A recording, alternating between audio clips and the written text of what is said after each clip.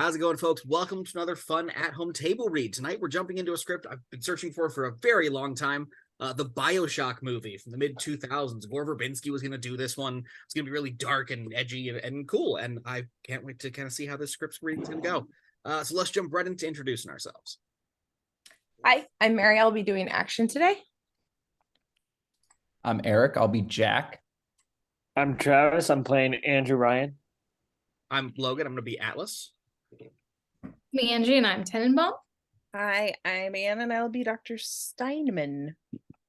All right, well, Mary, take us away. Bioshock by John Logan. Exterior, college graduation day. Hopeful young faces, caps and gowns, college stadium, proud parents.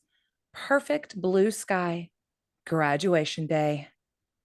We can only marvel at the potential of these fine young men and women as they venture out into the world. We move across a long row of seated graduates. All their faces are filled with promise and idealism. And then we come to Jack. On his face, we see only doubt, discontent. He is unsure and tense. The decisions you make from this day forward will give you the opportunity to fulfill your individual potential and bring honor to this institution, to your families, and to your country. Jack glances out to the audience. He sees his dad and mom. He sees his Aunt Doreen. They are proud. Dad films with an old movie camera. Mom dabs her eyes. We see the graduation caps fly into the air. It's 1960. Exterior, Jack's house, backyard day. Party for Jack's graduation. Guests mill about. The perfect mid-century modern house. Jack stands by the pool, the same tension and doubt in his eyes, even more so. He is increasingly uncomfortable. His Aunt Doreen is yammering blandly at him, an ambient drone we don't entirely hear. I told her I would host the girls because I got that new settee, the one with the cup holders, but she wouldn't hear of it. Jack sees his dad at the barbecue entertaining his pals from the office. Someone demonstrates a golf swing. Jack sees his mom talking to her Tupperware party pals. Jack looks down, his only ally, his dachshund, Rusty, sniffs at his feet. Then Jack notices something shimmering in the pool. He peers. There's something catching the light at the bottom of the pool. Jack can't make it out. Rusty notices it as well and starts barking. She said she's been hosting the girls the first Monday of every month for 8 weeks and didn't see why we should change the way we always do things. Rusty, hush. Well, I ask you, what was I to say to that? I say, that's all very well, Margie, but my new settee... Jack forces himself to concentrate on his aunt.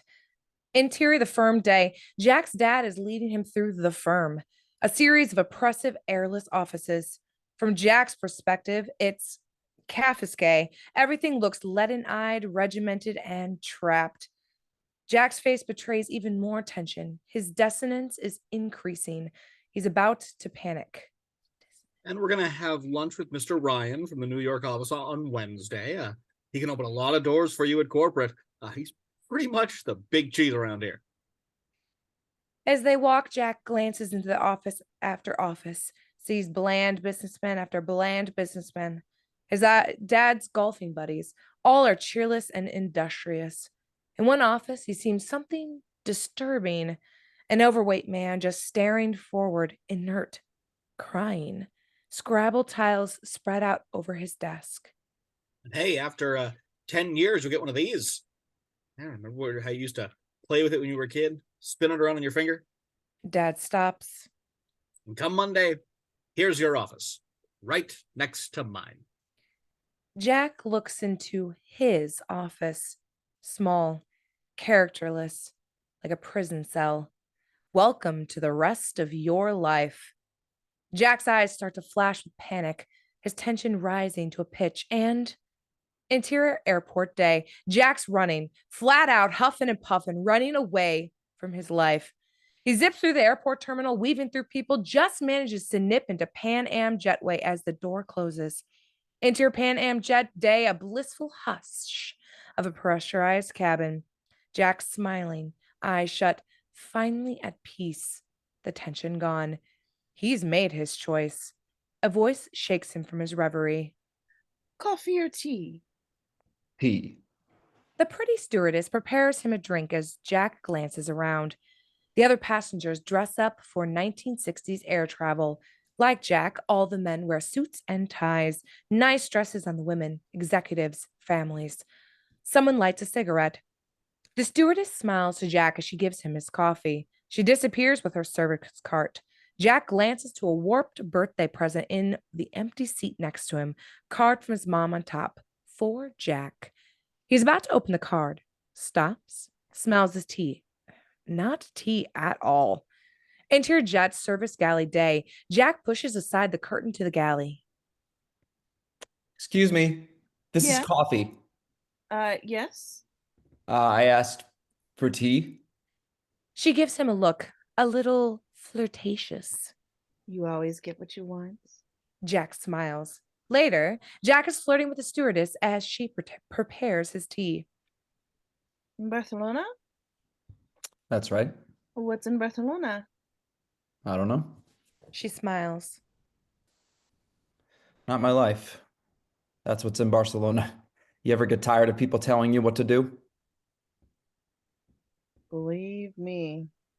Jack smiles, graciously takes over making the tea. Trick is not to steep it too long. 2 minutes. Any more and you cook the tea leaves. My folks were always telling me what to do. I had my whole life planned out for me. I was just supposed to obey.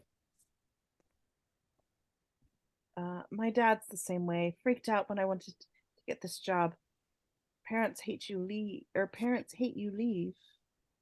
It's weird. I never really felt like I belonged at home. You know that feeling? Like what? Sometimes I would look around and it was like it was all made up. Nothing was real. I guess I need to find something that's real. No, you sound like a beatnik. Just a grown up. So just like that, Barcelona. Why not Morocco or Paris? I saw a postcard of Barcelona once stuck in my head. Couldn't tell you why. Do you overnight in London?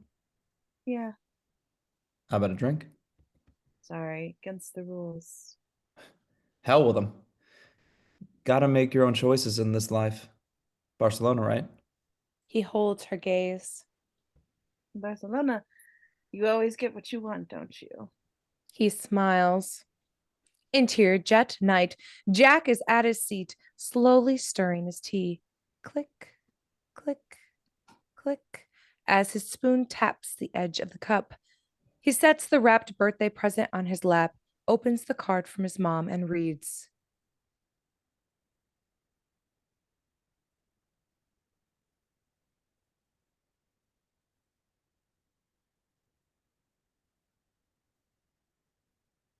Mom?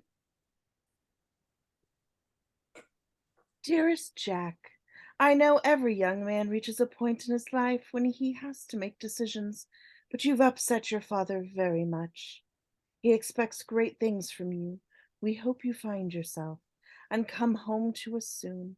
Until then, would you kindly open your present and The click, click, click of Jack's spoon takes his thoughts to interior flashback dining room evening. Click, click, click of his dad's tapping a knife on a glass for silence. The family and extended relations are gathered around the dining room table, set for a feast. Mom and Dad are proud, and Aunt Doreen is smiling.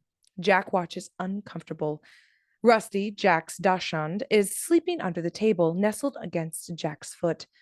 When the table is quiet, Dad stands and toasts his son with an awkward sincerity. Jack, I just want to say congratulations on joining the firm. Couldn't be more proud. No father ever had such a good son to follow in his footsteps. Would you like to say a few words? Jack stands, disturbing Rusty under the table. Rusty moves and curls up under Jack's chair. Jack looks at his dad and his family. They gaze back at him expectantly. Well, actually, I would like to say something. I've been thinking a lot about my life and I've come to the decision. I've decided to take some time to. He stops as the wine begins to drizzle from his glass, drizzle horizontally as if blown by wind. He looks at it as the table begins to vibrate, the cutlery shaking and jumping, a seismic roar building and building, and then a powerful wind starts sending things flying off the table. None of the other people seem to notice. The chandelier overhead sways like a pendulum and then jerks violently, smashing into the ceiling. Glass shards spin around the room. The building roar is deafening now, like the roar of a jet engine, closer and closer. Discordant images, Jack's claustrophobic office at the firm, graduation day, caps and gowns, the mysterious things shining at the bottom of the pool, other water images. Suddenly, the stewardess from the plane is standing in the dining room. Coffee or tea? The wind increases, a tornado. Everything is flying through the air. The whole dining room shakes and thunders. Then the roar reaches a crescendo. All the windows shatter violently, and the room is filled with a torrent of water. Exterior underwater night. Jack is underwater, disoriented, shock, panic. Burning wreckage is sinking around him, illuminating the undersea world in sputtering flashes.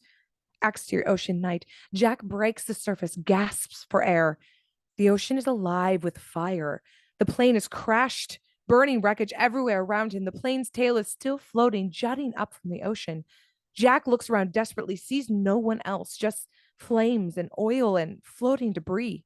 Then, in the distance, he sees a blinking light, rhythmic, blinking, on and off, on and off. He swims for it. Exterior lighthouse night. A blinking light is a lighthouse. Jack pulls himself to the base of the lighthouse, coughing and panting for air. He collapses. The burning wreckage of the plane glows in the distance, illuminating the waves and the night. Later, Jack gathers his strength and pulls himself up. He is unsteady. He checks himself out and appears unhurt. He looks up at the lighthouse. It's like no lighthouse Jack has ever seen. It is bizarrely architectural, more like a monument or a stately tower than a lighthouse. There are stairs leading up to an ornate door. He climbs the stairs. Interior bathysphere station night. Jack enters the lighthouse, stops. What is this place? Jack is surprised to discover the interior of the lighthouse is a beautiful Art Deco dreamland. Sweeping walls, lush carpet, geometric lighting sconces, golden stationery of sleek, fascistical, idealized figures. Jack stares, amazed. Hello? Nothing. He takes a step into the lighthouse, looks around. There's only one way to go. Down. Jack carefully descends an elegant, curving stairway. He stops. He sees something ahead of him. Reveal a dramatic crimson banner hanging on the wall. No gods or kings, only man. Jack stares at it. Then he continues to descend. At the bottom of the stairway, there is nothing but a single high-tech doorway. Something like an elevator car waits beyond. Jack looks around. Hello? No response. He glances up the stairway again, sees the crimson banner. Seeing no option, Jack carefully pokes his head into the elevator car, looks around, appears safe. He finally steps into the elevator car. Interior bathysphere night. He jumps when the door automatically hisses shut behind him. Then a jerk. Jack jumps as the car starts to descend, and the black ocean appears through the windows. Jack is in a bathysphere, zooming down towards a seabed. It is elegantly appointed with a futuristic Jules Verne panache. Jack stares at the window, dumbfounded. A sudden loud crackle and a flashing light. Jack spins to face a glowing video screen like 1950s TV. Andrew Ryan appears on the screen. Ryan is an imposing figure, an industrialist of an unrivaled wealth and power, intense and focused. Almost mezzanic is his confidence. A pre-recorded message on the flickering screen. My name is Andrew Ryan, and I'm here to ask you a question. Is a man not entitled to the sweat of his own brow? No, says the man in Washington. It belongs to the poor. No, says the man in the Vatican. It belongs to God. No, says the man in Moscow. It belongs to everyone. I reject those answers. Instead, I chose something different. I chose something impossible. I chose rapture. Jack turns, and through the windows of the bathysphere, he sees Rapture. A titanic undersea city, spectacular and spectacularly beautiful. Enormous buildings glowing with light, tunnels and glass walkways connecting great towers and spires. Skyscrapers of iridescent glass, pulsating and glowing neon signs of every color. Arcades and parks and boulevards under soaring domes. Whales swim beneath the august towers and fish skim along the buildings like flowing traffic. Jack stares, overwhelmed. And so I built this place, a city where the artist would not fear the censor, where the scientist would not be bound by petty mortality, where the great would not be constrained by the small, and with the sweat of your brow, Rapture can become your city as well. Join me as... Suddenly, an ugly burst of static. A new voice with a heavy Irish accent hacks in, speaking urgently. Yeah, word, he says. And don't listen to his social engineering bullshit either. He'll make you be fast. He's tracking me now. He'll cut the signal. I'm sending someone for you. Just stay there. Wait for him, and whatever happens, don't... A burst of static and the voice is gone. Jack waits, apprehensive. Silence. With a cushioned jerk, the bathysphere comes to a stop. Through the forward porthole, Jack can see a long, dark corridor with elegant appointments. Jack waits, unsure. He's relieved to see a man dressed as an engineer approaching urgently. The engineer comes to the porthole. He mouths to Jack and calls. Jack can barely hear him through the heavy glass. Atlas sent me. Hit the decompression button. Hit the decompression button. Jack looks down. There's only one button in the bathysphere. Decompression. He presses it. A whoosh of air and an Andaline female voice is heard. Automatic decompression sequence has begun. 10, 9, 8. Then Jack sees something. In the hallway beyond the nervous engineer, in the distance, an unclear figure drops from the ceiling. An impossibly long drop. The figure lands like a spider, and then the figure begins to move towards the engineer, moving quickly, a strange, jerky gait. 6, 5, 4. The engineer sees Jack's eyes, sees Jack staring at the thing approaching him. The engineer's spear spins in panic. Too late. A frenzy of violence, an unclear figure slashes brutally. The engineer recoils, slams into the bathysphere. Blood sprays across the porthole. Jack lurches back. 3, 2, 1. The door begins to slide open. Jack slams the decompression button again and again in panic. No good. The door inacceptably opens. The pressurized hum of the bathysphere gives way to the haunting, strange soundscape of Rapture, the steady drone of urban life. And the corridor awaits. The engineer's body is gone. The unclear thing is gone. Blood everywhere. Jack waits and waits. His heart pounds. Nothing. Finally, he steps out into Rapture. Interior bathysphere docking chamber night. Jack steps around the blood as best he can. He's nervous. What was that thing? What is going on here? He peers down the long corridor. Nothing. Tries to speak. His mouth is too dry. Swallows. Hello? Hello? Nothing. But then he becomes aware of a sound, a long off an old song. I don't want to set the world on fire. He begins to carefully move down the corridor, tense. Into your glass tunnel night, Jack follows the music.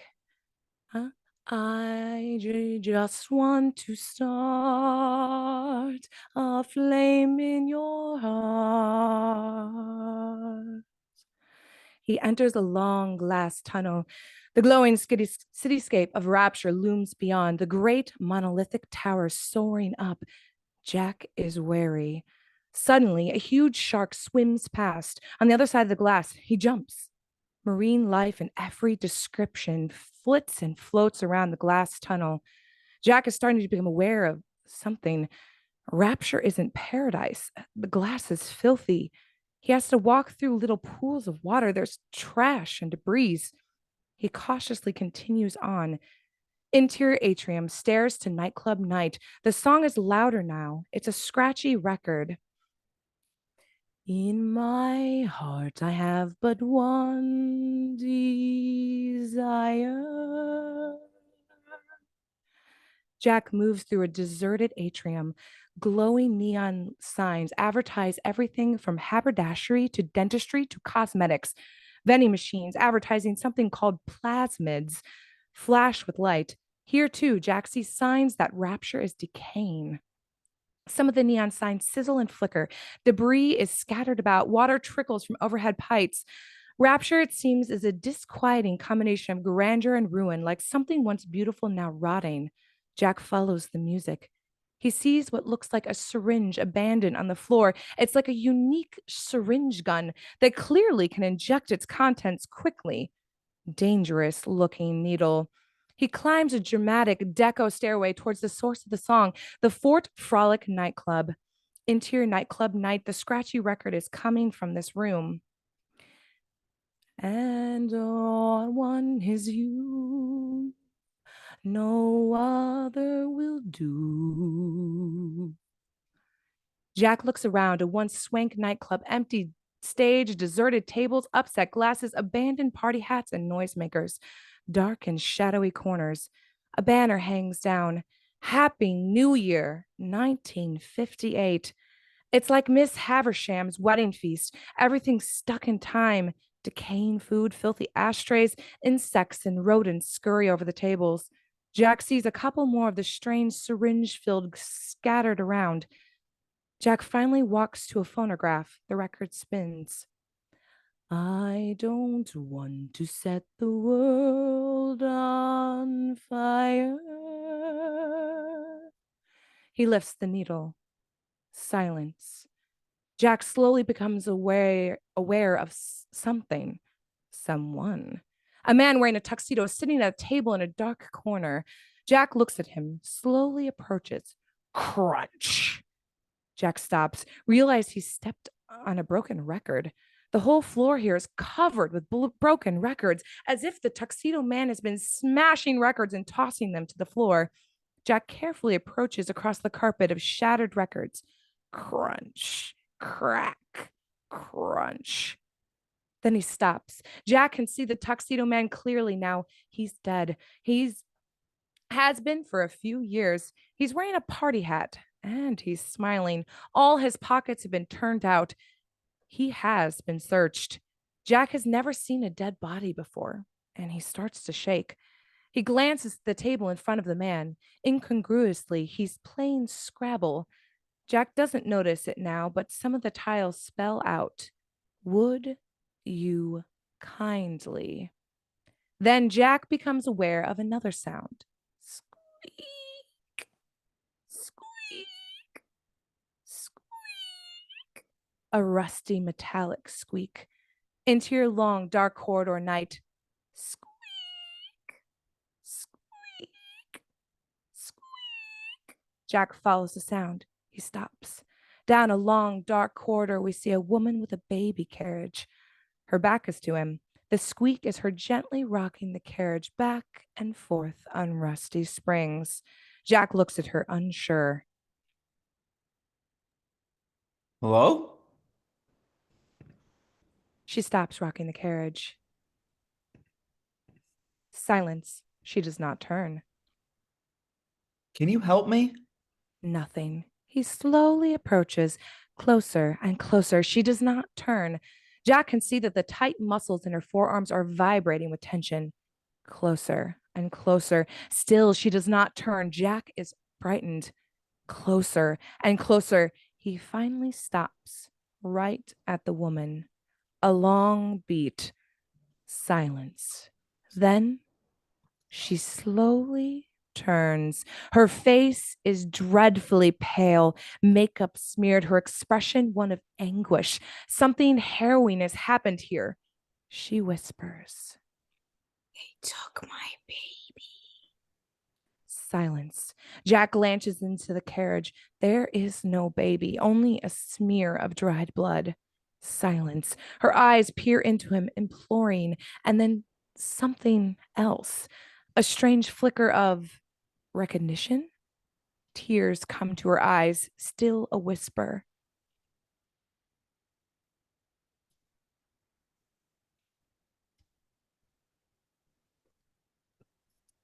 You're wet. You're going to catch your death. A long beat. Silence. Then, bam! No warning from above, a ferocious attack. A monstrous figure lunges down and grabs the woman, jerking her up and then flinging her down again.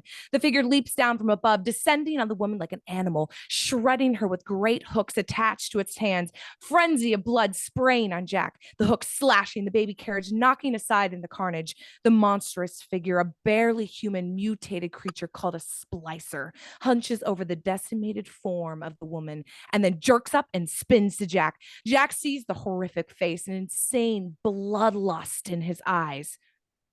Her eyes. Bizarrely, the spider splicer is dressed in the tattered remains of a sexy torch singer's outfit, torn fishnets, clinging dress. The spider slicer coils to attack, her head tilting back and forth strangely. Jack is shaking in fear, frozen. The splicer snaps her teeth compulsively. The slicer hunches, leaps for Jack. Blam, blam, blam, gunshots deafening from the enclosed space. The splicer recoils in midair, slams into the wall, dead. Jack spins. Atlas is moving towards him, gun smoking. He's capable and active man, physical, direct, and trustworthy. Blue-collar Irish. Thought I told you to wait. What? Atlas grabs him, starts pulling him away. I'm Atlas. Come on, lad. What the fuck? Splicer. We've plenty more of them. Let's go. I'm not going anywhere. I'm getting out of here. He starts retreating quickly. Atlas follows. You'll not make it, friend. Listen to me. Interior nightclub night. Jack strides back through the nightclub. He is almost hysterical. I don't know what's going on here. I don't want to know. There's nothing to do with me. What the? Interior atrium night. Jack quickly moves down the stairs outside the nightclub and back across the atrium. Atlas follows urgently. But whatever you think, he won't let you leave. Interior glass tunnel night. Jack is striding down the long glass tunnel that leads to the bathysphere station. A large squid flits past, circling the tunnel. This whole goddamn thing's an accident. I'm not supposed to be here. Listen, you can't just leave. You don't think so? Watch me. Jack stops. He sees Atlas seeing something behind him. Jack spins amazed as something massive appears outside the tunnel, speeding down from above, cutting through the ocean. Closer and closer, the enormous tail from Jack's plane sinking. About to crash into the tunnel, Jack runs for it, trying to make it back to the bathysphere. The tail gets closer and closer. Jack's not going to make it. The tail smashes through the glass tunnel ahead of Jack. Water sprays, electricity sparks. The tail crashes down, wedging itself into the tunnel. The Pan Am logo clearly visible, blocking Jack's access to the bathysphere. He's trapped. Then the whole glass tunnel begins to splinter and crack around them. Jets of water shoot in, cracks spread like spider webs. Atlas grabs the stunned Jack and pulls him roughly out of the tunnel as they begin to completely implode. Water and fish spray in. The huge squid splashes in, thrashes wildly. Atlas flings Jack through the doorway at the end of the tunnel and hits an airlock button. Massive steel doors slide into place, sealing the glass tunnel. They are safe. For now. Jack is on the floor, drenched and panting. Atlas looks down at him. You ever want to see daylight again? Come with me. Interior park bubble night. Jack and Atlas are moving through an eerie simulation of a public park. Stained astroturf, artificial trees, some melted and misshapen. A dilapidated ice cream truck, abandoned swing set, broken fountain. A huge dome above them shows other areas of rapture. Here and there, Jack sees bodies scattered about, spent ammunition, weapons, a few of those strange syringe guns. Atlas is always wary, always ready for an attack. My family's at Neptune's Bounty. There's a sub almost ready to go. It's the only way out now. They pass by a cheery 1950s billboard. Would you kindly enjoy Ryan's Plasmids? Winter Blast, fire at your fingertips. Atlas hands him a .45 automatic. Take it. I don't know how to use this. You better learn. I couldn't shoot anyone. You better learn. This is insane. You're learning. The gun feels uncomfortable in Jack's hands. He doesn't know what to do with it. They keep moving. Then they see one of the monstrous splicers ahead. He's dressed like a college football player. He's assembling bombs as he whispers to himself neurotically. Let me in, coach. Let me in. I'm ready to go in, I swear. Atlas carefully leads Jack away from him. They continue on. Atlas indicates. There he is. Who?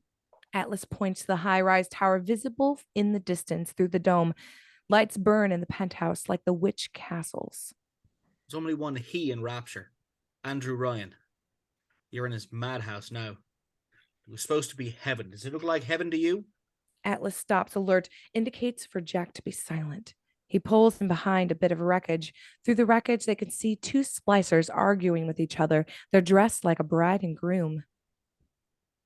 Minister said park the car right outside of the church. Where's the damn car? Minister is a goddamn idiot, and are you gonna peck me for the rest of my goddamn life? I'll show you, henpeck. She pulls a gun. Blam, blam, blam, blam. Shoots him dead. Jack gasps. The splicer bride spins towards them. Atlas clamps a hand over Jack's mouth. Hold him still. The splicer bride sniffs the air. She slowly begins to move in their direction, head oscillating, shoulders tensing. Atlas carefully readies his gun, but another splicer dressed like a milkman appears and descends on the groom splicer's body, rifling through it. The bride splicer spins back and returns to protect her kill. Awesome. It's fine. She attacks the milkman splicer and they fight. Atlas uses this distraction to hurry Jack away. Interior corridor to auditorium night. Splendid corridors leading to a large auditorium. Water drips down across the classical friezes. They're all mad now.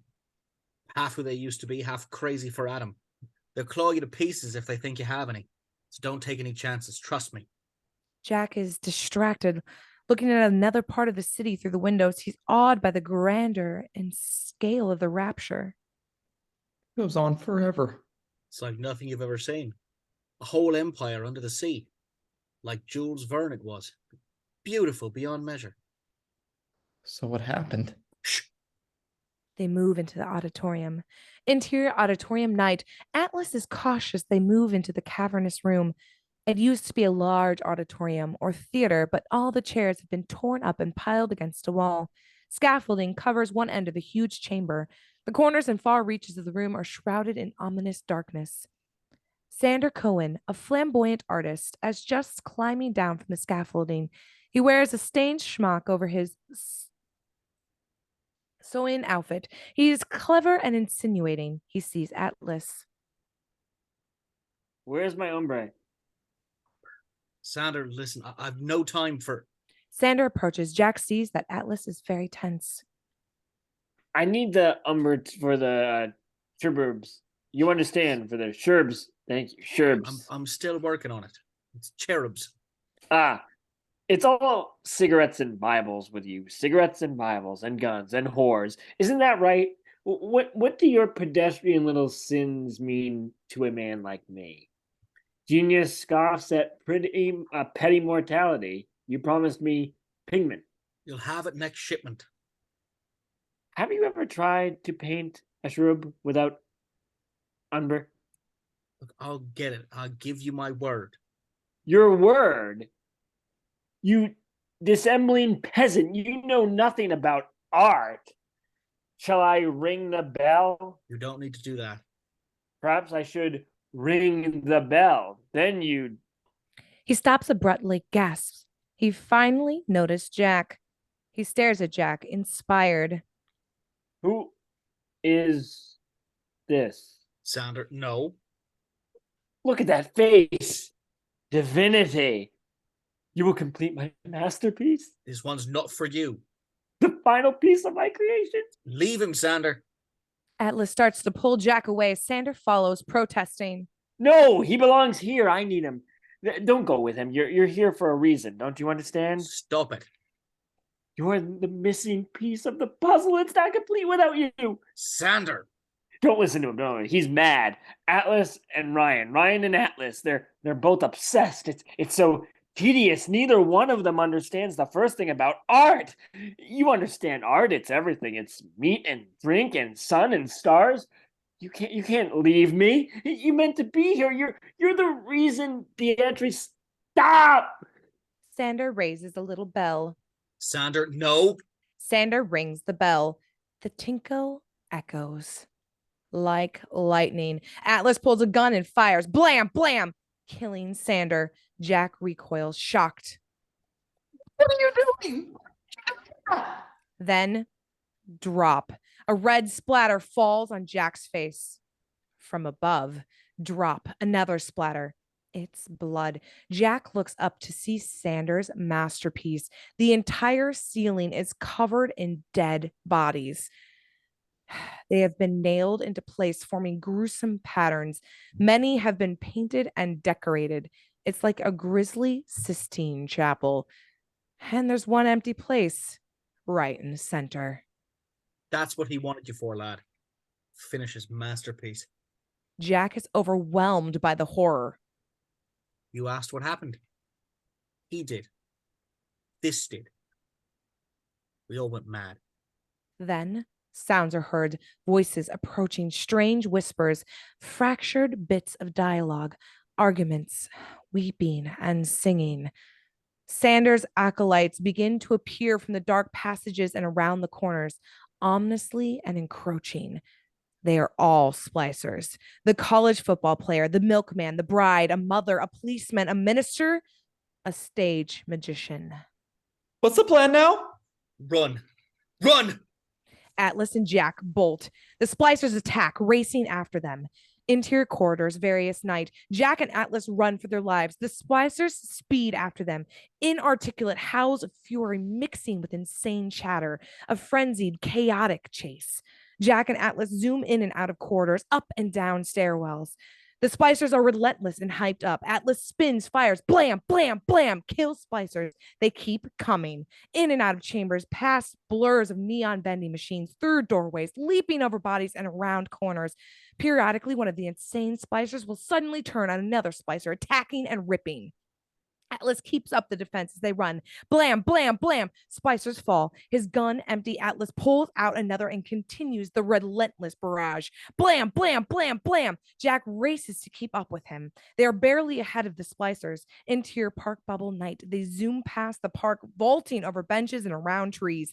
Atlas keeps up the defense as best as he can, firing steadily. Blam, blam, blam. But still the splicers come like a pack of feral dogs. Jack remembers the gun Atlas gave him, and in desperation, he pulls it out and fires at a splicer. Blam!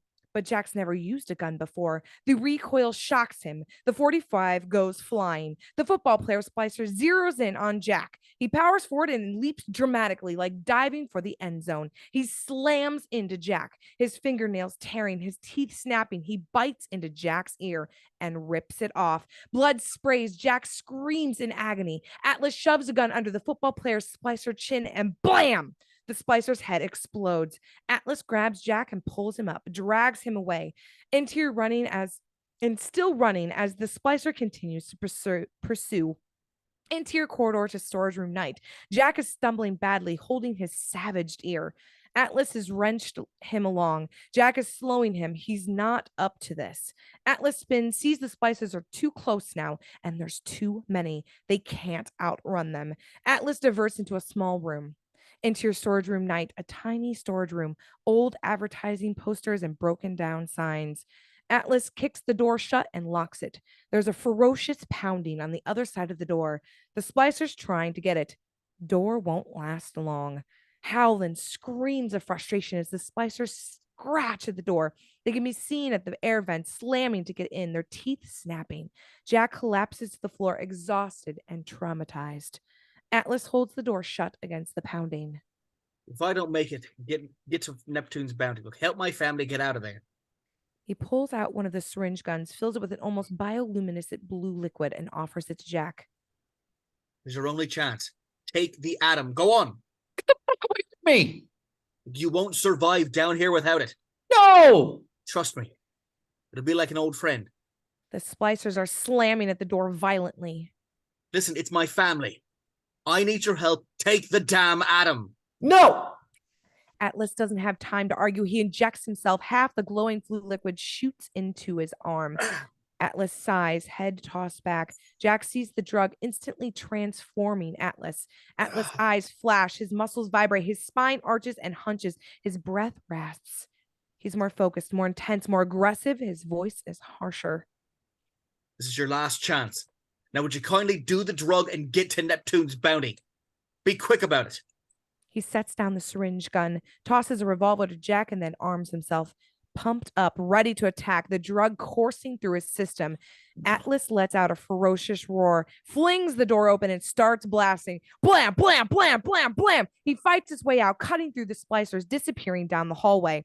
Jack looks at the syringe gun. Splicers are advancing. Jack raises his gun. His hand is shaking. The Splicers race into the room. Jack screams, fires. Blam, blam, blam, blam, blam, blam. He empties the gun wildly. Bullets fly and ricochet everywhere. He's killed the Splicer, but he's out of bullets. He's helpless, desperate.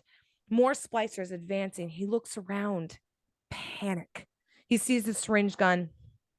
No other options. He snatches up the syringe gun and ejects himself. Whoosh!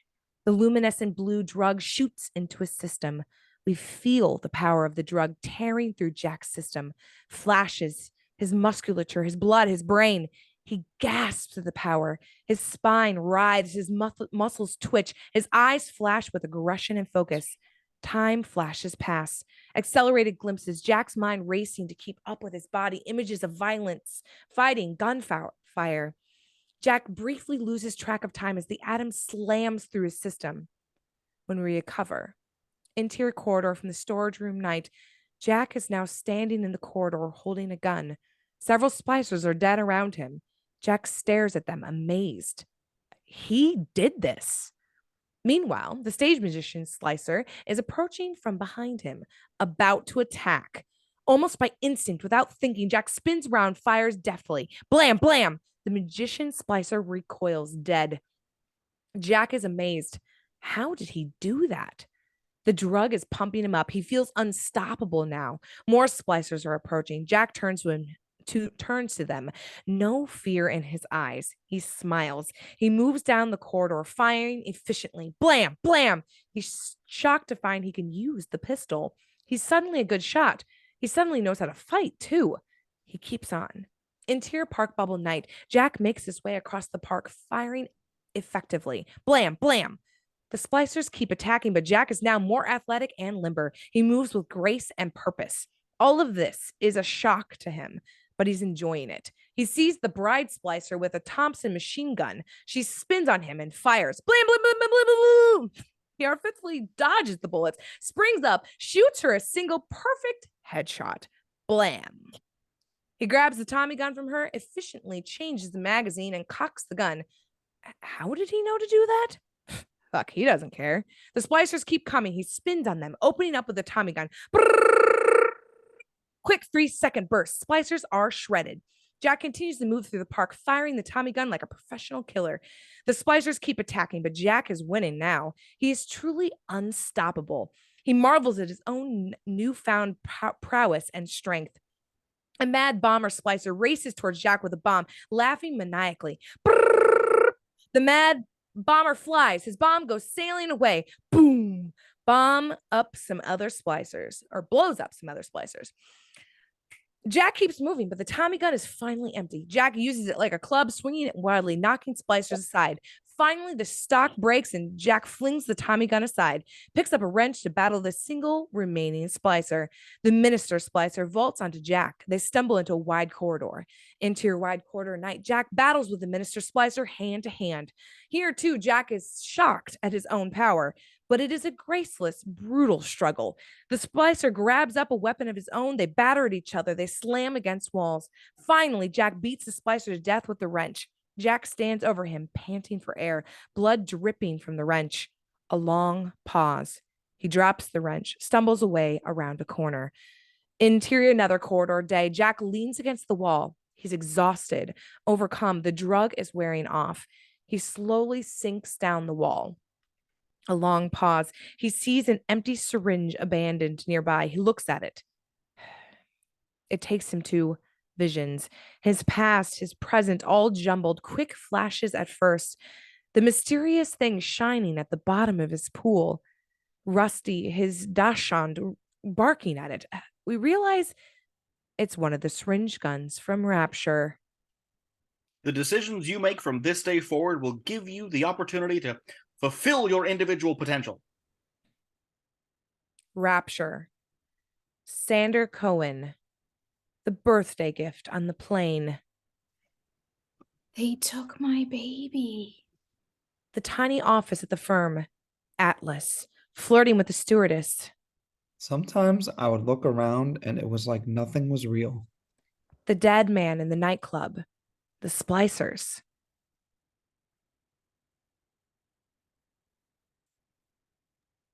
You're here for a reason. You're the missing piece of the puzzle. The woman with the baby carriage, the weird flash of recognition in her eyes. They took my baby. Ryan on the video in the bathysphere, his dad, the dining room at home, the corridors of Rapture. And with the sweat of your brow, Rapture can become your city as well. Then super quick flashes of discordant images foreshadowing things that we have yet to see. An ugly tile room and chair, restraints, a wall of photographs, surgery, 6mm film, electroshock. Back to Jack, sitting there bleeding. He slowly falls over and blacks out. Flickering light. From Jack's point of view, we hear a strange off-key humming, a haunting little lullaby. Then the voice of a girl, perhaps 7 years old. Oh, look, Mr. Bubbles. It's an angel. Waiting for our kisses. Then a little girl's face appears, peers at us, Jack, closely. She is a little sister, haunting, innocent, perhaps malevolent. No, he's not an angel yet. She smiles to us. Not yet. Then an approaching sound. Crash, crash, crash. Enormous footsteps like a giant, seismic. The footsteps stop.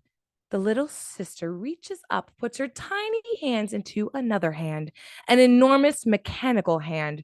The lights flicker to black. Later, in the darkness, we hear a familiar voice, Andrew Ryan, speaking on the crackling public address system. What is man without choice? He is not a man at all. He is a slave. Interior corridor later, Jack wakes up, blinks. He's in agony, feels his ear gone, covered with dried blood. He pulls himself up. Every muscle aches. The drug has worn off. Sees a sign that reads, Medical Pavilion. Ryan continues speaking over the public address system. Jack glances up, sees the audio speakers in the wall. There are no slaves here. Friend, only free men. Men who stand proudly on both feet and proclaim, I am. Interior medical pavilion, various night. A series of swank waiting rooms, doctor's office, and surgeries. Jack stumbles through them. He sees an abandoned body, rifles through it, looks for more Adam, finds a few bullets, and pockets them. I am an individual. I am unique. I am unshackled. I am free to attain my ambitions with no regard to any so-called higher authority. I will not allow any man to impose doctrines of control upon me. I will be the fullest and best version of myself alone. My only responsibility is to myself alone. Jack goes into the doctor's office, finds a syringe gun, eagerly picks it up. Empty, tosses it aside, finds some supplies, and roughly bandages his ear. I will never betray myself to please another. I will never sacrifice myself to please another. I will follow my individual dreams wherever that may lead me. No man can curtail my dreams. No man can limit my imagination. I will achieve. I will surmount. I will triumph. This is what it is to be free. In a hallway, Jack sees a glowing vending machine filled with syringe guns. He goes to it, tries to break in, tries to reach up into the guts of the machine. No good. He's desperate for the drug. No kings, no gods, only men, unadored and unauthentic. A predator, a primal creation without sentiment, without limitation. This is how we were meant to be. This is rapture. Finally, in frustration, Jack snatches up a chair and smashes at the vending machine violently. It breaks apart. He desperately claws into it, pulls out the syringe guns. They're all empty. He flings them aside angrily. Frustrating, isn't it? Jack abruptly stops. He had assumed this was a pre-recorded message, like in the bathysphere. Sad to see you so desperate. I expect more from you, Jack. Yes, Ryan is talking to him. Jack's eyes dart around. He sees the usual audio speakers, but he's also now sees a tiny video camera. He goes quickly. Interior medical pavilion corridor night. Jack strides down a corridor past a series of grisly posters advertising genetic manipulation, but he can't escape Ryan's insistent voice. Where do you think you're going to go? You're in my city. Every inch, every lovingly construction to my particular specifications. It's my dream come true. More like a nightmare. Jack finds a body of a nurse. He rifles through the body, noting a strange puncture wound on her neck as... Ah, you should have seen it before. The grandeur of it was inspiring. No, the idea of it was inspiring. Have you ever wanted to be free? I mean, completely free? In your heart, free to be yourself? Do you ever feel that, Jack? A beat. I used to. When you were growing up? All the time. How do you know my name? Jack finds a revolver on the body, opens it, 3 bullets. He tries to put the bullets he found earlier into it. They don't fit. Different caliber. As... Let me look at you. Come over here. I want to see your face. Jack glances to the speaker/camera. Come a little closer. Jack finally rises and goes to the camera and stares into it. How do you know my name? From Ryan's perspective, a flickering black and white screen, fisheye lens, Jack staring back. Back with Jack, he waits. Ryan is silent. We just hear Ryan's steady breathing. Oh, so suddenly you have nothing to say? A pause, Ryan's breathing. Then... I look forward to meeting you. Yeah, that'll be fun. Jack raises the gun and fires. Blam, blam, blam. Blasts the camera to bits. From Ryan's perspective, the screen snaps out. We see the shape of Ryan hunched in a chair in front of the screen. We can't make out any features, but something about the posture of the body suggests weariness. There's something autumnal about the figure. Interior corridor operating room night. Jack is carefully moving along a corridor. Neon signs advertise Dr. Steinman's aesthetic ideals ahead. Then he stops. Jack becomes aware of a low voice ahead of him, the hushed tones of an operation in progress. Interior Steinman's operating room night.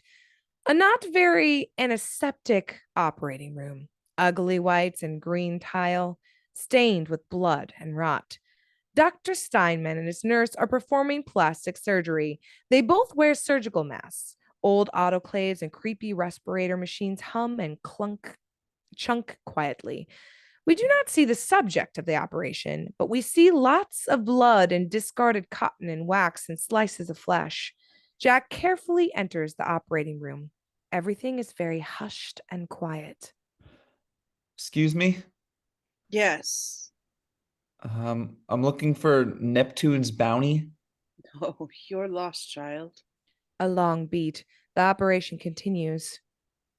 Could you help me? Dr. Steinman finally turns. He looks at Jack. What happened to your ear? A beat. Dr. Steinman takes a step towards Jack. I can help you with that. A beat. No one moves. I'm okay. Dr. Steinman slowly advances, very low key, scalpel still in his hand. No, you're deformed. You can't live like that. Why not be perfect, child? We're all perfect here. That's the whole point. Why not be the best version of yourself? That's what he told us. He stops at a medical table, starts holding up different severed ears. How about this one? Or this one? Oh, but why stop there? What about 2 or 3? Oh, your choice. Maybe. Look, I'm okay, really. I just need to find Neptune's bounty. Atlas is waiting for me. Steinman abruptly stops. Atlas. That's right. Steinman peers at Jack, something new in his eyes, something profound. A flash of recognition? Steinman is suddenly very nervous. You should go now. I don't want to do that kind of work anymore. Doctor, the patient is hemorrhaging. I won't talk to you. I don't do that anymore. I have work to do. So many patients waiting. So many. Dr. Steinman quickly returns to his writhing patient. Jack turns to see the waiting area, a line of hideous, butchered people, faces stitched together monstrously, skin pulled into bizarre shapes, waiting patiently for more plastic surgery. Jack goes. Interior nursery above, night. Jack emerges into the upper area of a large nursery. Below is an observation area with heavy glass windows. We see rows of decaying cribs and old baby monitoring equipment, hanging mobiles over dusty cradles. It's an eerie to imagine babies in this haunted place. He starts to descend a stairway to the ground level, passing by happy drawings on the nursery walls, animals, clowns, etc. He stops, a sound echoing bizarrely, humming, that same off-key lullaby we heard before, haunting and lonely. A little sister skips into view below. She stops and looks around. She sees a dead body and goes to it. Jack steps back, hiding, watching. She removes a large syringe from her clothing. She jams the syringe into the neck of the body, and she starts extracting something, humming to herself. Then a figure moves past in the darkness beyond her. Jack peers. Then the figure slowly shuffles into the light. It's a thick, hunched splicer, like a drooling troglodyte. I don't know. The Troglodyte. Thank you. Slicer tilts his head back and forth, listening. He holds an axe and wears a ratty business suit. The little sister turns. She screams. The high-pitched scream echoes. The troglodyte Splicer swings a lumbering arm at her. The axe flashes. She avoids the blow. Then crash, crash, crash. Amazingly quickly, a huge robot-like figure appears and grabs the Splicer, flings him aside. This is Big Daddy. A mechanical metal-clad monster with a huge drill for one hand, wears an enormous diving bell helmet and a heavily armored. The troglodyte Splicer slams into the wall and turns to attack again. The Big Daddy moves into position, protecting the little sister. The troglodyte Splicer attacks, powering forward. The Big Daddy grabs the Splicer in the mammoth fist and shakes him brutally, finally pushing him against the heavy glass wall and powering up his drill arm. An almighty roars. The drill arm spins. The Big Daddy shoves the drill all the way through the Splicer. Blood sprays across the glass. The glass finally cracks. The Splicer is shredded. The Big Daddy powers down his drill arms, drops the Splicer, and returns to the little sister. A moment between them. The Big Daddy leans down. The little sister gently kisses him. Thanks. Then she giggles and skips away. The big daddy clumps after her. Crash, crash, crash. Jack stands above for a moment. When the sound of the big daddy's footsteps fade, he scrambles down the stairs quickly. Interior nursery below, night. Jack cautiously approaches the Splicer's body and looks around. Safe. He rifles through the Splicer's clothing. No drugs. He finds a sawed-off shotgun and some shells and pockets them. He finds a bag of potato chips. He rips open the bag and starts eating the chips. Then a sound. Close. Jack spins, pointing the shotgun. There is a young man peering through an air grate in the wall with a few feet away. The figure chatters with fractured enthusiasm. Hey, just take it easy, pal. Just me, just Rudy P from Kaneki. Your old pal Rudy. No need for fireworks. Stow the gat peaceable like, and let's jaw, like, they say in the pictures. Rudy Pendergast is an eager young man, instantly likable. He wears the purple double-breasted uniform of a movie usher, pillbox hat, and a little threadbare and worse for wear, as he is. Rudy peers out from behind the grate like an exuberant and feral little animal. Jack lowers his gun. Who are you? Rudy Pendergast at your service. 2 on the aisle, right this way, sir. From the movie house. Wouldn't want to share a salty and greasy with me, would you, buddy? Rudy reaches out of the grate desperately, hand clutching. Jack carefully hands him a potato chip. Rudy gobbles it down, starved. Jack continues to feed him. What was that thing? You mean the Big Daddy? Quite a monster, huh? Boris Karloff should play him in the movie. Maybe Lon Chaney Jr.? He's a big fella. She built them to protect the little sisters. Who did? That Nazi bitch Tenenbaum. Forgive my French, but there you have it. She must have felt guilty. Watch out for her. Watch out for the big daddies too. Thump, thump, thump. Not like they can sneak up on you. Except when they do. Heck, watch out for everything down here. One way or another, it'll get you. You know how to get to Neptune's bounty?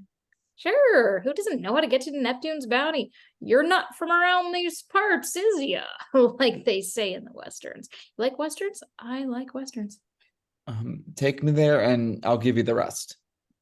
That's swell, you bet I will. But not because of that, because we're pals, right? Everyone has to have a pal to make it here, trust me. We're pals, aren't we?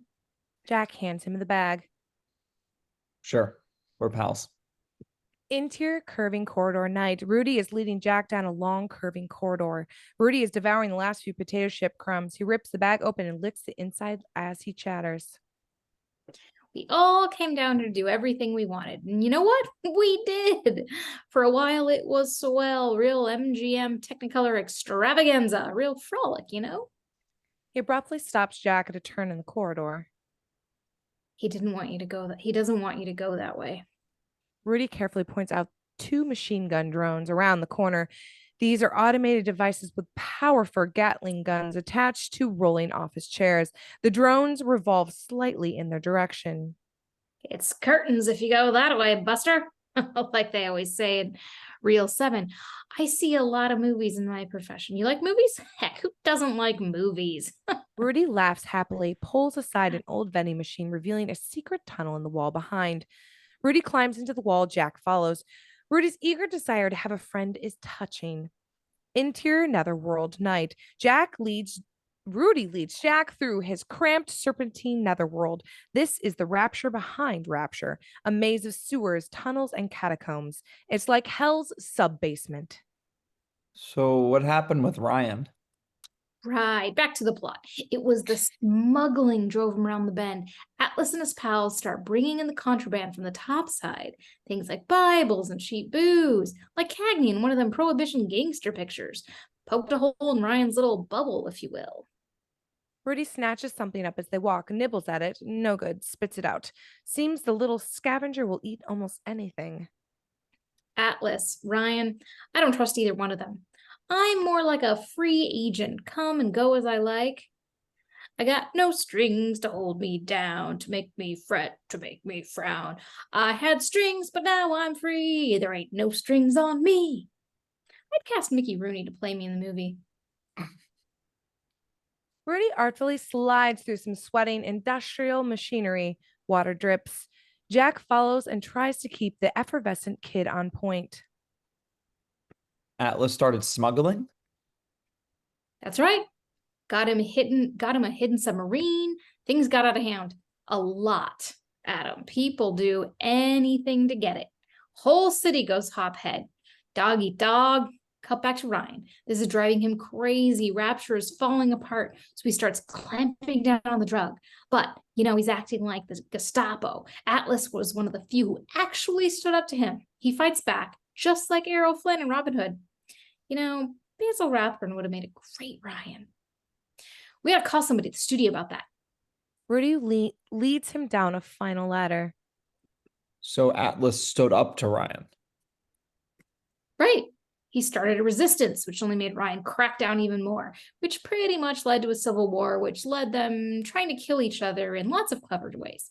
Now, we're at Reel 12 and everything's fallen into the shitter. Excuse my French.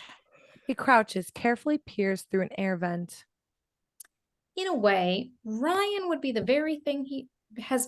has become the very thing he hated. There's irony for you. Completely Preston Sturgis. Seems safe outside the air vent. He pushes aside and climbs out. Jack follows. Interior vending machine corridor night. Rudy and Jack emerge back into Rapture. A glowing vending machine ahead of them. It has a happy clown face on it and plays carnival music. Jack can see it as it is stocked with syringe guns. They are filled with glowing blue atom. He starts for it eagerly. Not so peppy there, Buster. They look at the drugs so close, the glowing from the vending machine bathes their face. I know, we all want it. Rudy picks up a high-heel shoe discarded in the corridor and tosses it towards the clown vending machine. Bam, bam, bam, bam, bam, bam, bam, bam! A deafening roar of machine gun fire. Hidden on either side of the clown vending machine are two of the automatic machine gun drones. They fire when the shoe hits an electric eye. It's a trap. Rudy gives Jack a look. I don't know how you made it this far. Someone up there must be looking out for you. He leads Jack in a different direction. Interior dance marathon night. Nostalgic. Music plays. Rudy leads Jack through a big auditorium like an old domed band shell from Coney Island or Bright Beach. Marine life can be seen beyond the great iron girders and glass domes. A slow motion dance marathon is going on. Couples sway like zombies. Some partners are dead, some are decaying. Numbers on their back. Elegant clothes. It's like they've been here for years. A strangely haunting and elegant image. Rudy and Jack slowly weave through the dancing couples. You should have been here before it went bad. Imagine a world where there's no cop giving you a speeding ticket, no mom telling you what to do. That's where it was. We're under the sea, but we're really over the rainbow. Jack's own words come back to him. Sometimes you get tired of people telling you what to do. Amen. I ran away to come here. Never fit in at home. But I fit in here. For a while, we all fit in. It was like heaven. Rudy and Jack continue on.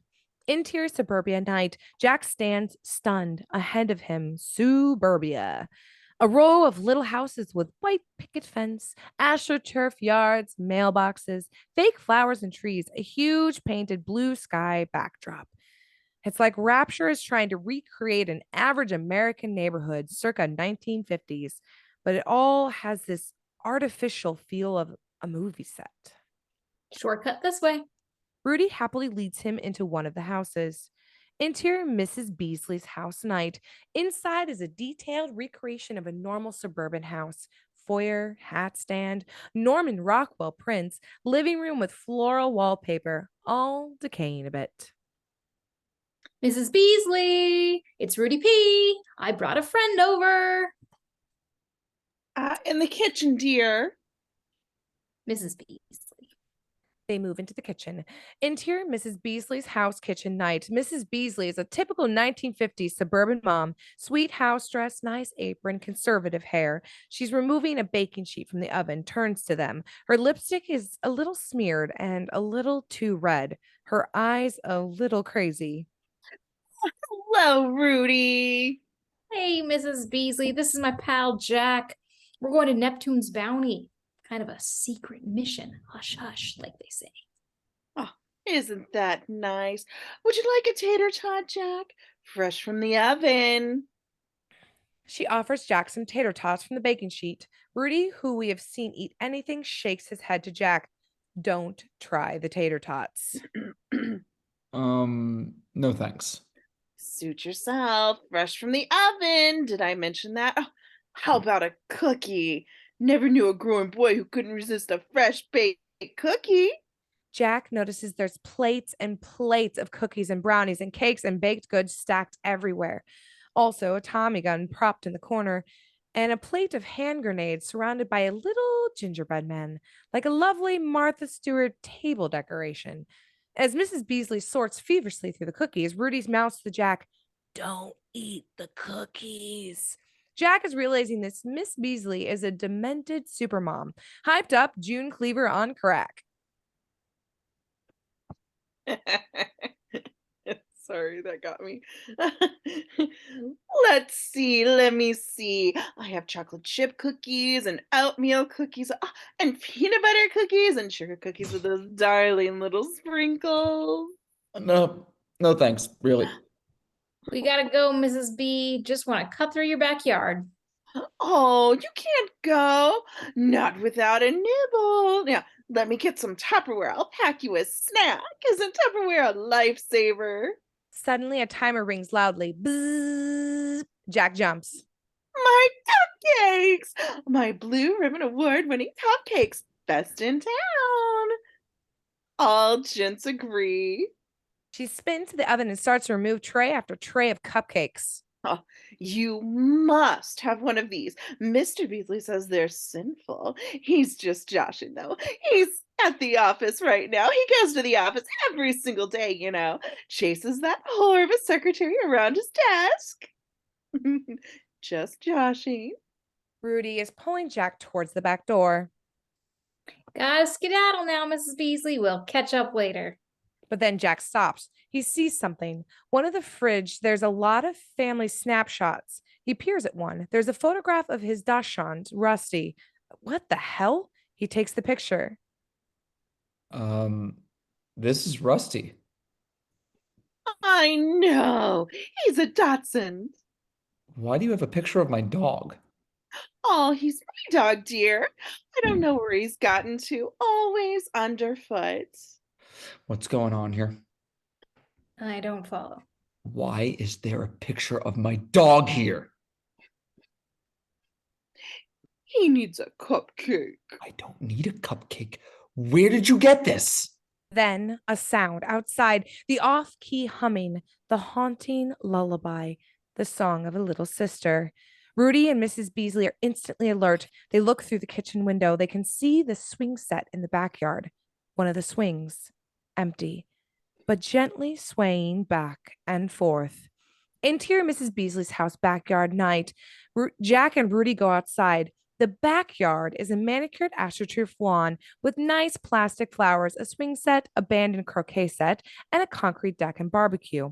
The blue sky backdrop is right past the lawn. The little sister on the deck. She is much like the first little sister, but subtly different. She is drawing a picture of a flower in a yellow chalk on the deck. Very normal, just like any little girl. She starts when she sees them and begins to retreat. It's okay. That's okay, honey. No one's going to hurt you. She is skittish, ready to bolt, but something about Jack calms her. If she likes you, talk to her. Jack carefully removes his gun so he can see her, sets it down. He takes a step towards the little sister. Her eyes dart to the side, but then she doesn't run. Hey, that's a pretty picture. Did you draw that? She looks at the chalk flower. It's a flower. It's pretty. What kind of flower is it? It's a yellow one. It's not real, though. I've never seen a real flower. A sadness of this strikes Jack. Well, I have, and it looks just like a real flower. How could you have seen a real flower? Well, where I come from, there are lots of them. No, there are not. What's your name? Jack, what's your name? She just looks at him, no answer, but she's relaxing a little. Is your name Prunella? She smiles, makes a face. Oh my God. How about Vomitina? She laughs. How about I call you Flower? Would that be okay? She smiles, likes that name. Did you get a cookie? Not yet. You have to be fast. A beat. Will you push me? Hop on. She cautiously goes to the swing, still a little skittish. She gets on the swing. Jack gently pushes her. Do you come here a lot? For the cookies, sometimes. I like the grass, even though it's not really grass. And swing, even though usually no one pushes me. But Mr. Bubbles says I have to look both ways before I cross the street and not to come without him, or he'll be ever so cross. Jack glances to Rudy, who is carefully moving to the other side of the little sister. Jack continues to gently push her on the swing. Well, that's a good idea to look both ways. It's good to be careful. Flower, where do you live? With the doctor. She takes care of us. She could take care of you too. That's nice. I don't have a big brother. You could be my big brother. She looks up at Jack and smiles. Then, the second he is close enough, Rudy grabs one of the croquet mallets and bam! With shocking violence, he slams the little sister across the head with the mallet. Blood sprays on Jack. The little sister falls dead. Jack recoils and screams. Rudy instantly descends on the little sister. A flurry of unclear movement. Rudy pulls out a syringe gun and jams into the base of her neck, withdrawing fluid, harvesting the little sister. Jack is panting, eyes wide. It's harrowing. Rudy ignores him, furiously harvesting, filling the syringe after syringe. Why did you do that? Jack is still gasping for air, tears stinging his eyes, traumatized. Rudy continues to extract the liquid, quickly holding up the syringe gun. Jack can see the glowing blue liquid. Where do you think it comes from? She's a child! No, she's not. She's a little sister. Jesus Christ!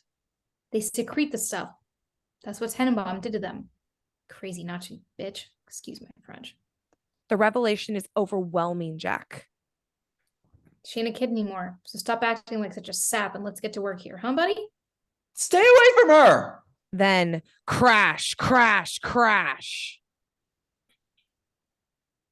Very quickly, the Big Daddy stomps into view, much faster than we thought the lumbering behemoths could move. Rudy freezes, terrified. The Big Daddy instantly sizes up the situation. He roars in mechanical fury. Rudy bolts to escape him. He awkwardly dives into the kitchen window and smashes it, starts climbing into the house. The Big Daddy is on him in seconds. He grabs Rudy's leg, yanks him brutally from the window. Rudy is screaming in absolute terror. In fury, the Big Daddy swings Rudy against the wall of the house like a rag doll. Smash, smash, smash, smash. Rudy's body is shattered. Finally, the Big Daddy drops Rudy's dead body. His fury seems abated. He slowly stomps to the dead little sister, stands over her, looks down at her, and begins to keen, a melancholy howl like the haunting song of a whale. He mourns for his little sister. Jack is moved by the sight. With some courage, Jack moves and stands next to the Big Daddy, his head down, joining the Big Daddy in the funeral service. Jack is crying, his emotions shot. The Big Daddy's unearthly wail echoes, then silence. A long beat. Then the Big Daddy slowly turns to Jack, an implacable diving bell head glaring at him. Jack looks back. A beat. Jack realizes He tries to run. The Big Daddy stabs out his hand and grabs Jack, flings him. Jack flies through the air, smashes through the big blue sky backdrop. Into your backstage tonight, Jack crashes through the backdrop, slams into the scaffolding, and falls hard. He drags himself up just as the Big Daddy tears through the backdrop with his enormous spinning drill hand. The roar of the drill is deafening. He swings the drill at Jack. Jack dives out of the way, just avoiding the drill. Jack scrambles to escape through the backstage area, tearing around the flat scaffolding, wood frames, and storage. The Big Daddy pursues relentlessly, tearing everything apart in a rampage. Jack just manages to stay one step ahead. Jack sees the doorway, dives through it. Interior dance marathon night. Jack lurches through the dance marathon. The catonic dancers don't even look up. The Big Daddy crashes after Jack, knocking dancers aside like bowling pins. Jack finally manages to pull out his sawed-off shotgun, spins. The Big Daddy lunges. Jack fires. Boom, boom. The Big Daddy shakes it off in an explosion of sparks. Isn't slowed at all. Grabs Jack again and tosses him. Jack flies, slams down in agony. The Big Daddy keeps coming. Jack sprints out. Interior suburbia night. Jack stumbles back to the suburban streets, sees Mrs. Beasley's house, and races towards it. The Big Daddy thunders after him as interior Mrs. Beasley's house night. Jack races through the house. The Big Daddy smashes through the front door. Tearing through the house, ripping it to bits, Jack sprints into the kitchen, grabs the Tommy gun, and races outside again. Interior suburbia night. Jack readies the Tommy gun as he races down the suburban street. The Big Daddy thunders after him. Then Jack slips and falls. The Big Daddy stomps to him. The Big Daddy raises a gigantic foot to crush Jack as Jack points the Tommy gun and fires, point blank. Brrr! The bullets spark and ricochet wildly off the Big Daddy's armor, tracing patterns across the houses, shattering windows. Jack keeps it up, scrambling up, moving back, trying to get away. Brrr! Shell spraying everywhere. The Big Daddy keeps coming, inexhaustible, stomping, relentless towards Jack. When the Tommy gun is empty, Jack tosses it aside and bolts around one of the houses. Interior suburbia, backyard night. Jack runs through the yard, leaping over fences and hedges from backyard to backyard. The Big Daddy rumbles after him, picking up speed, picking up momentum like a charging rhino. Jack passes through Mrs. Beasley's backyard, a quick, grisly image. Mrs. Beasley hunched over the dead little sister, syringe gun withdrawing fluid from the base of the girl's neck. Jack powers past her, leaping from backyard to backyard. The Big Daddy keeps charging after him. Then Jack sees a hidden doorway built into the blue sky backdrop. He slams through it. Interior vending machine corridor night. Jack moves down a long corridor with unusual collection of neon advertisements and detritus. He hears the Big Daddy approaching quickly. Crash, crash, crash, crash. Jack is panicked, burnt out, beaten. Then he sees the distinctive clown vending machine as he saw earlier. The sprightly carnival music plays. The Big Daddy appears in the corridor behind Jack, rumbling forward, unstoppable, smashing his drill arm into the walls angrily. Closer and closer, the whole corridor shakes. Crash, crash, crash. Jack is so tired he can barely move. He gasps for air desperately. The Big Daddy is almost on him, reaches out his huge hand to grab Jack. Jack sprints, runs toward the clown vending machine. The Big Daddy powers after him, accelerating. At the last second, Jack dives. He slides under the electrical eye of the machine gun drones. The Big Daddy realizes too late, but can't stop himself. His momentum is too much. The Big Daddy breaks the electric eye, and the machine gun drones we saw before instantly swing in and open fire. Gatling guns deafening. Brrr. The Big Daddy contorts under the barrage. Not even he can withstand this. The armor is pierced and shredded. The massive Big Daddy convulses and twists like a puppet, sparking, shooting, oil spraying. Brrr. The diving bell helmet breaks open. Finally, the Big Daddy falls dead. The machine gun drones efficiently swing back to their neutral position, smoke wafting delicately up from their sizzling barrels. Unnerving silence after the thunder Gatling gun fire. Jack looks at the Big Daddy. He can see the diving bell helmet, some quasi-human thing, a man who has melded with the machinery of the Big Daddy. A hideous mutation. Jack leans back. His head drops, exhausted. Interior suburbia, backyard night. Jack stumbles from the backstage area. He's spent, played out, lost. He goes into the house, a different one, trying to find his way. Interior different houses, dining room night. Jack goes through the house, heading towards the front door. He passes through the dining room, almost to the front door. He stops.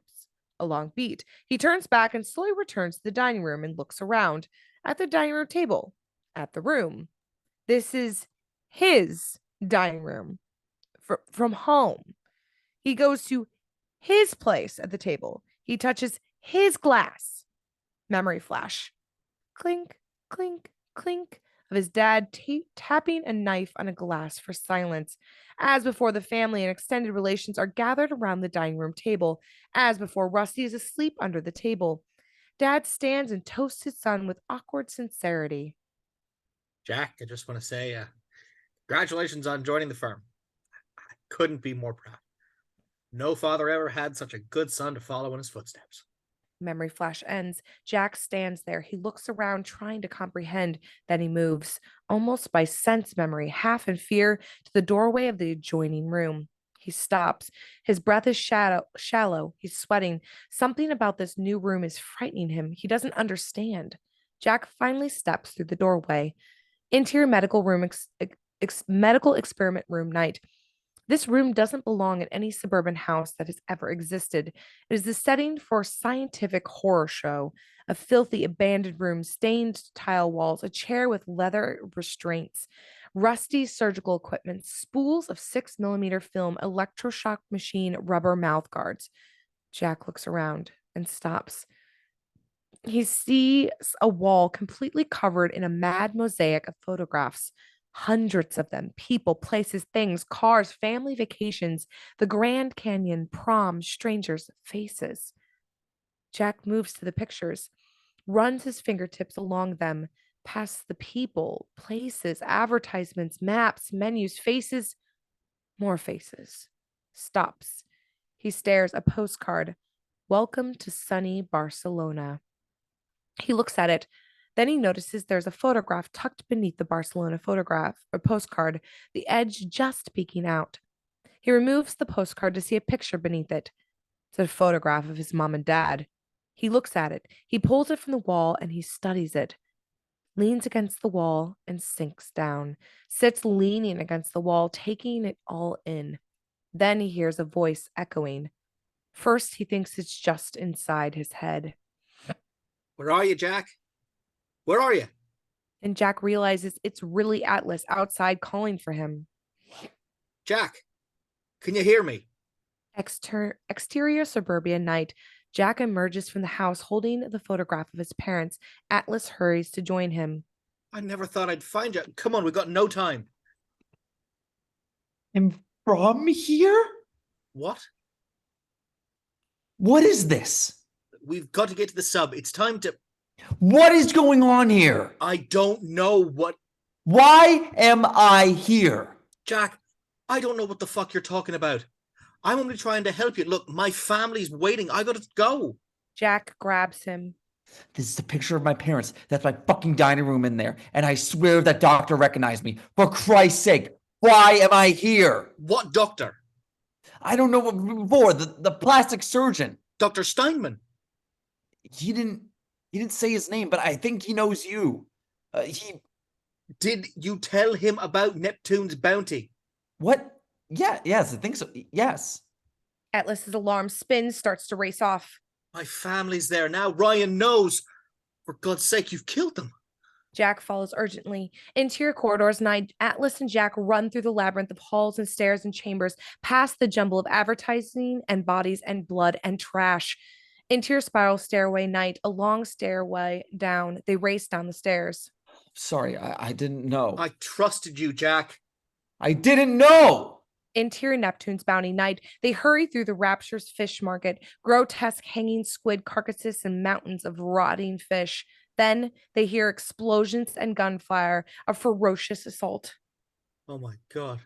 They run to a hidden doorway, slam it aside, and enter. Interior submarine bay night. Jack and Atlas emerge to carnage. They're on a catwalk up above a secret sub bay. There's a submarine big enough for maybe a dozen people in a sea berth below. 2 flying drones are hovering above the sub, blasting it. They're like the machine gun drones we saw earlier, but these ones have rotors that can fly. A furious barrage of bazooka and machine gun fire from the drones, slamming into the sub, hammering it. The sub begins to lurch and sink. The flying drones whiz off. Atlas and Jack race down to the sub. Atlas vaults over some dead sailors. He grabs a wrench and scrambles on top of the tilting sub, pounding at the hatch, desperately trying to get in. Jack is impotent to help. There's a large porthole in the side of the ship. Of the sub, Jack can glimpse people inside. He sees a woman and a boy he assumes are Atlas's wife and son at the porthole. They are panicking. Water is streaming in. The sub is listing dangerously, about to slip into the ocean. They pound and claw at the glass, the water rising. Atlas screams and batters the hatch. No good. The sub begins to sink away. Atlas' wife holds her son close and looks up at Jack, terror giving way to mute despair. The water rises. She stares into Jack's eyes. An intense moment between them. The water covers her. The sub slips into the ocean, sparks flying, a cascade of bubbles. They sink like a rock. Atlas jumps away as the sub sinks. The sub bay, shattered in the assault, is flooding. Icy water is rushing in. Atlas sinks to his knees and then just sits. Done. The water rising around him. Come on. We have to go. Where? Where are we going to go, Jack? We can't win. How do you beat the devil when you're living in hell? Jack stares at him, the frigid water rising around them. Atlas finally looks up to Jack, tragedy marking his face. Find him. He'll answer your questions. And when he does, would you kindly kill the son of a bitch? Then Atlas' head drops, tears streaming down his face. Jack splashes to the catwalk and starts to climb, glances back. Atlas just sits there, waiting for the water to cover him. Interior corridor night. Jack picks up a sawed-off shotgun off a dead body, 3 shells. He loads the shotgun, prepares, looks up. The flying drones are waiting. He stares at them evenly, then back up. He walks between them. A door automatically opens before him. He continues. Interior corridor, various night. Jack marches to meet Ryan. He is resolute. Doors automatically open before him. Ryan is allowing him to come. Interior park bubble night. Jack marches through the park bubble. Jack glances up and sees the tower where Ryan lives, the witch's castle. The light glows in the penthouse. 2 splicers are arguing nearby, fighting over a corpse. Get away from her. She's mine. Stop following me. I saw it first. You know I did. They stop as Jack approaches. He ignores them. He is beyond them now. They look at him and they leave him alone. They are frightened of him. Interior Olympus Height Tower night. Jack marches up the imposing facade of the great Art Deco skyscraper Olympus Heights. A lot of security cameras and machine gun drones here. An impressive fountain, bodies floating. Jack stops. He waits. The great brown doors of the building slowly swing open. Jack enters. Interior Olympus Heights elevator night. A splendid gold and wood elevator rises. Nostalgic 1940s music plays. Jack touches his mangled ear. It stings. The bandage is soaked through with dried blood. He checks his shotgun one more time. He prepares himself, calms his breathing, and focuses. The elevator slows, stops. Jack is ready for anything. The doors open. Interior Ryan's penthouse night. Jack wasn't ready for this. Andrew Ryan, industrialist, visionary, titan of rapture, is putting golf balls across the carpet. They tinkle into the glass. Ryan's penthouse is magnificent. Luxe deco furniture and fittings. The picture windows show panoramic views of Ryan City, the world at his feet. Ryan doesn't raise his head. Goes on putting quietly. Do you possess the gift of imagination, Jack? Jack stares at him. Can you tell a story? Can you tell a joke? Can you envision things that do not exist? Sometimes. Ryan finds this amusing and goes on putting. Jack glances around nervously. What kind of trap is this? From where will the attack come? In my life, I imagined many things which come to pass. Better turbine engines, more efficient dynamos, and a city where man could be free. I imagined, and it became. He stops putting, finally looks at Jack. There's an infinite sadness in his eyes. You've seen my creation. What do you think? Did I do well? Jack doesn't answer. A beat. Ryan studies him closely. Then Ryan steps to a bar. Jack, still wary, flinches back when Ryan moves. I'm not going to hurt you. Fucking right. Oh, watch your language. He pours himself a drink. Can I get you something? No. And you can stop playing the polite host and tell me what's going on. Careful, careful. What do you wish for, Jack? Doesn't this place prove that? A rueful smile. He walks to a picture windows and overlooking Rapture. Use that occasional imagination of yours and think what this place was. Think how I was. Think how I saw it. I created something exquisite, and they corrupted it. In the end, they took everything away from me. All my hopes, my dreams. And then in the final act of cruelty, they took away my ultimate creation. He turns back to Jack. I brought back a slave. Jack stares at him. I wanted a son to carry my work. And look what I have. Are you a man or a slave? The revelation is stunning. Jack can't speak. Are you a man or a slave? A man has free will. A man has choice. Do you have choice, Jack? Of course. Would you kindly drop your gun? Jack is suddenly aware of an overpowering force within himself. His arms quiver, his hands clench, his fingers open. He drops the gun. Jack is shaking. Familiar phrase, isn't it?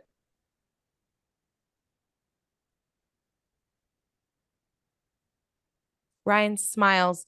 The autumnal sadness is giving way to nasty anger. Do you have a choice, Jack? What is this? Do you have a choice, Jack? Yes. Would you kindly run to the window? Jack gasps. His body lurches. He cannot control it. He runs to the window. Would you kindly run to the bar? Jack tries to resist and can't. He's panting, sweating from the exertion. He runs to the bar. Would you kindly pick up a glass? Jack snatches up a glass. Would you kindly smash the glass? Jack instantly smashes the glass on the bar. Stop it. Would you, Jack would you kindly freeze? Jack freezes, chest pounding, muscles straining, eyes darting desperately to follow Ryan. Ryan strides to him, slaps him across the face. Are you a man or a slave? Are you a man or a slave? Stop.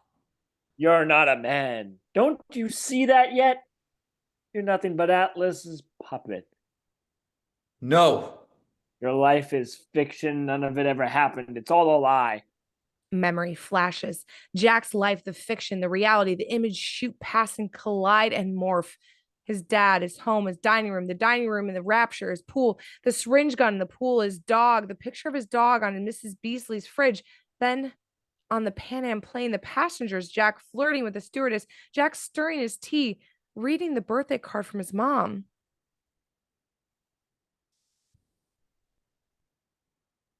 Hope you find yourself and come home to us soon. Until then, would you kindly open your present and...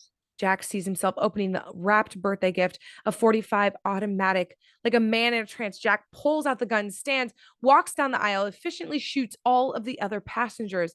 Blam, blam, blam, blam. The stewardess rushes from the galley. Jack shoots her. Blam. Jack goes into the cockpit, shoots the pilots. Blam, blam. Then Jack is in rapture.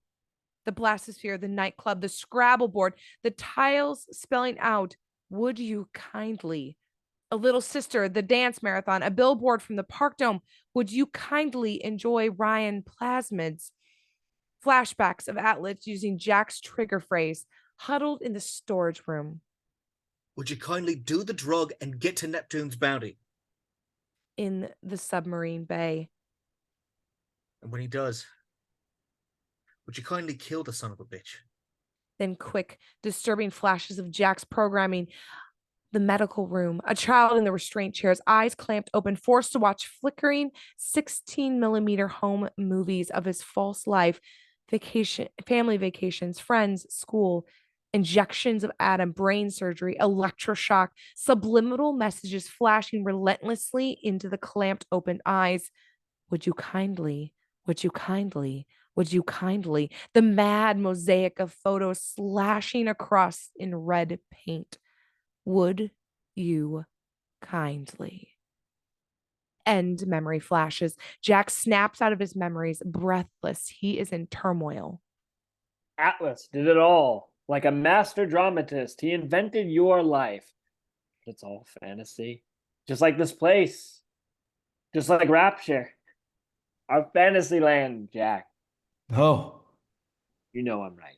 Why am I here? To fulfill your programming, of course.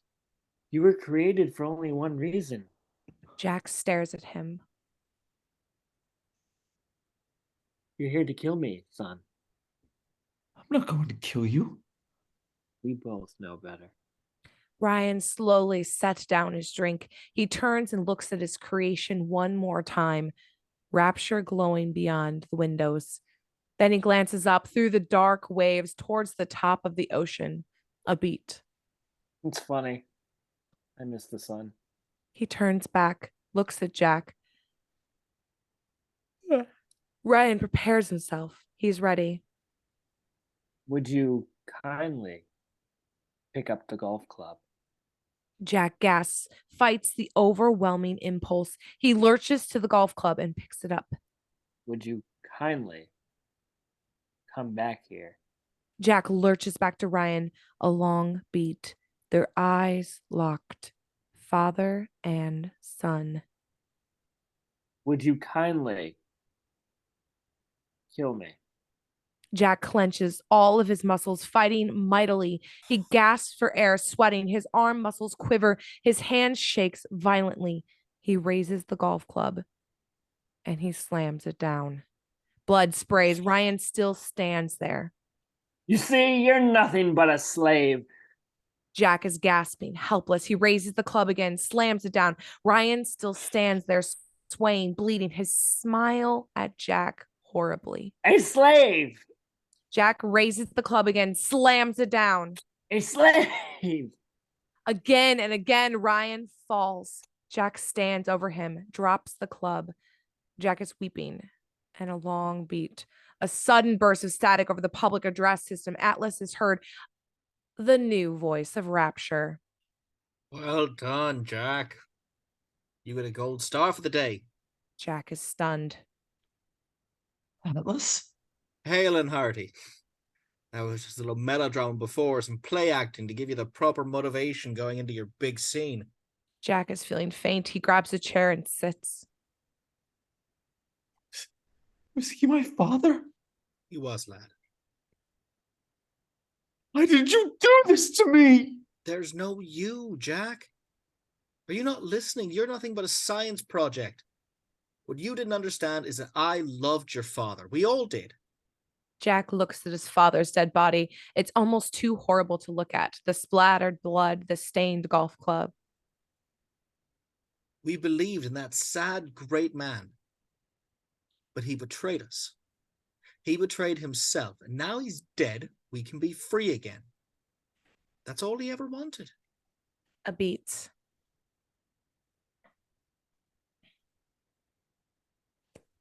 Did I have a mother? Of course you did.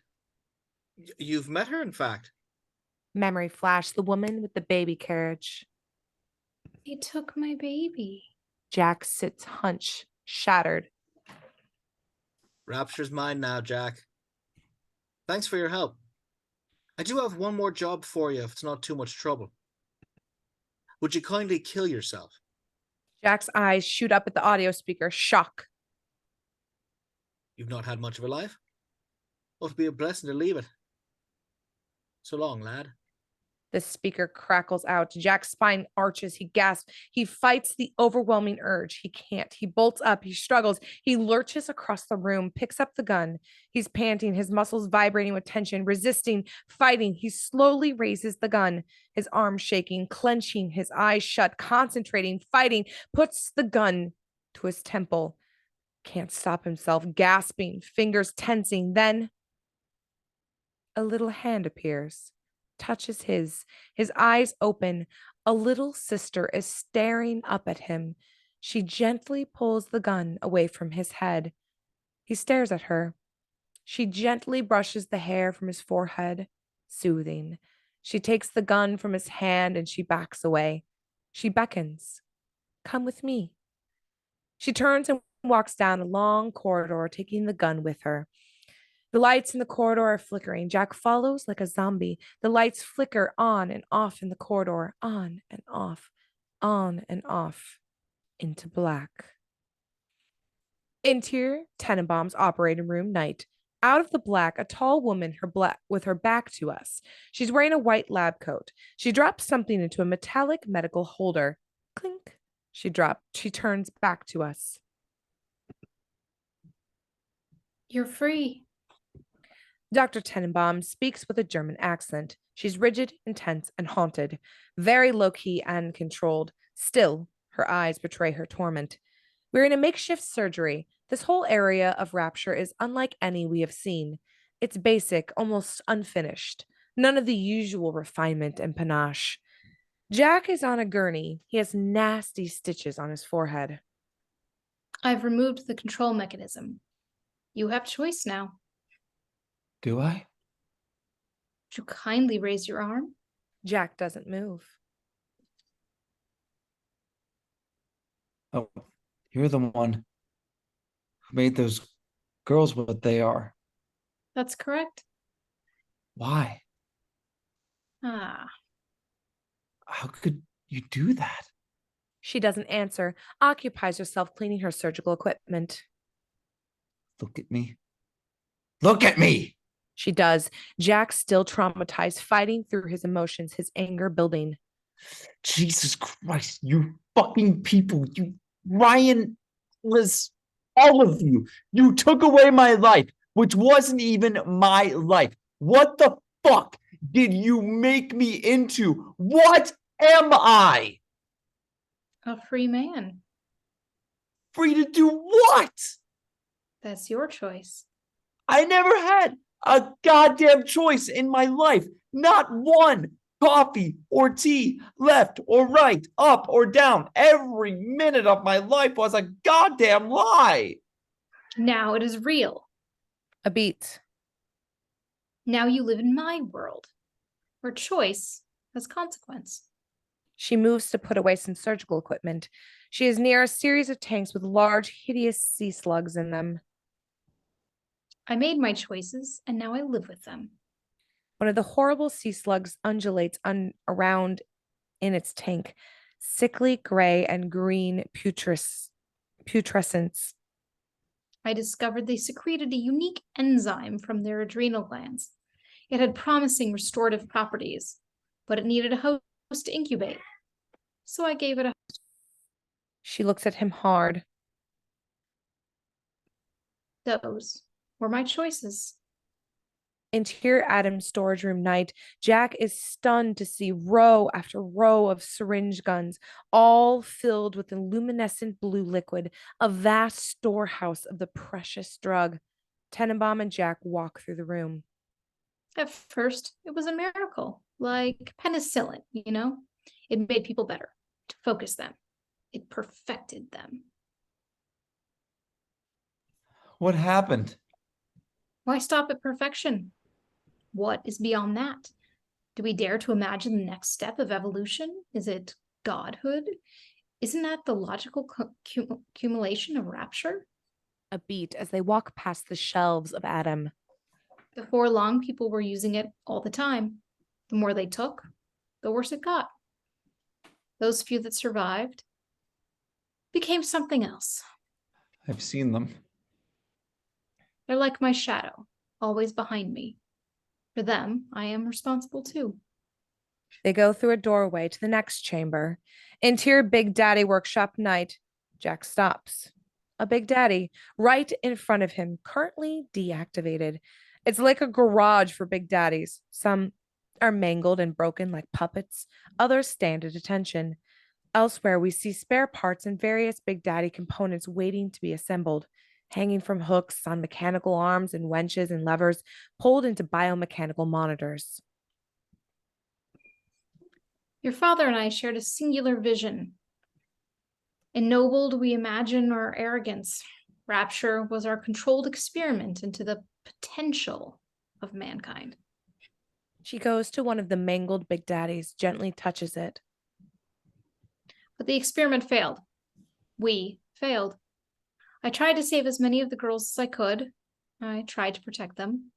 I gave them these guardians. A beat. Would you like to meet the children? She leads him into the next room. Interior schoolroom night. Tenenbaum has created a makeshift schoolroom. Neat rows of many little desks, chalkboards, storybooks, art projects. And the little sisters are here. Only about 6 of them. They are gathered together just like normal sisters. They start when they see Jack, frightened. Shh, be calm. He's our friend. His name is Jack. The little sisters calm down, but are obviously upset about something, many crying, clinging together. Is this all of them? Tenenbaum indicates for Jack to come with her. She cleans the chalkboard as she speaks privately to Jack. Atlas has taken the others. He's rounded them up and harvesting them. God. He's become a monster. Rapture belongs to him now. One of the little sisters comes up to them. She hands Tenenbaum a little paper butterfly, a craft project. Oh, that's very good. I like the wings. Thank you. Tenenbaum returns to the little sisters. She interacts casually with them as she talks to Jack, fixing their hair, tying their shoes, quiet and mundane maternal tasks. They are completely comfortable with her. So this is our life here. I try to do my best for them. We haven't long, you know. They'll come for us. I wonder if I should teach them religion. You believe in God? I've learned too much to believe in anything else. She quietly cleans the face of a little sister. Jack finds this tiny gesture quite moving as... Ever since man first crawled from the primordial sea, there has been something to keep us in check. First, it was a predation of nature itself. Then we invented religion and law and society, all shackles to our free will, enslaving our nature, limiting our potential. But in Rapture, we removed these restraints and learned that the true potential of man is evil. Just look at me. A beat.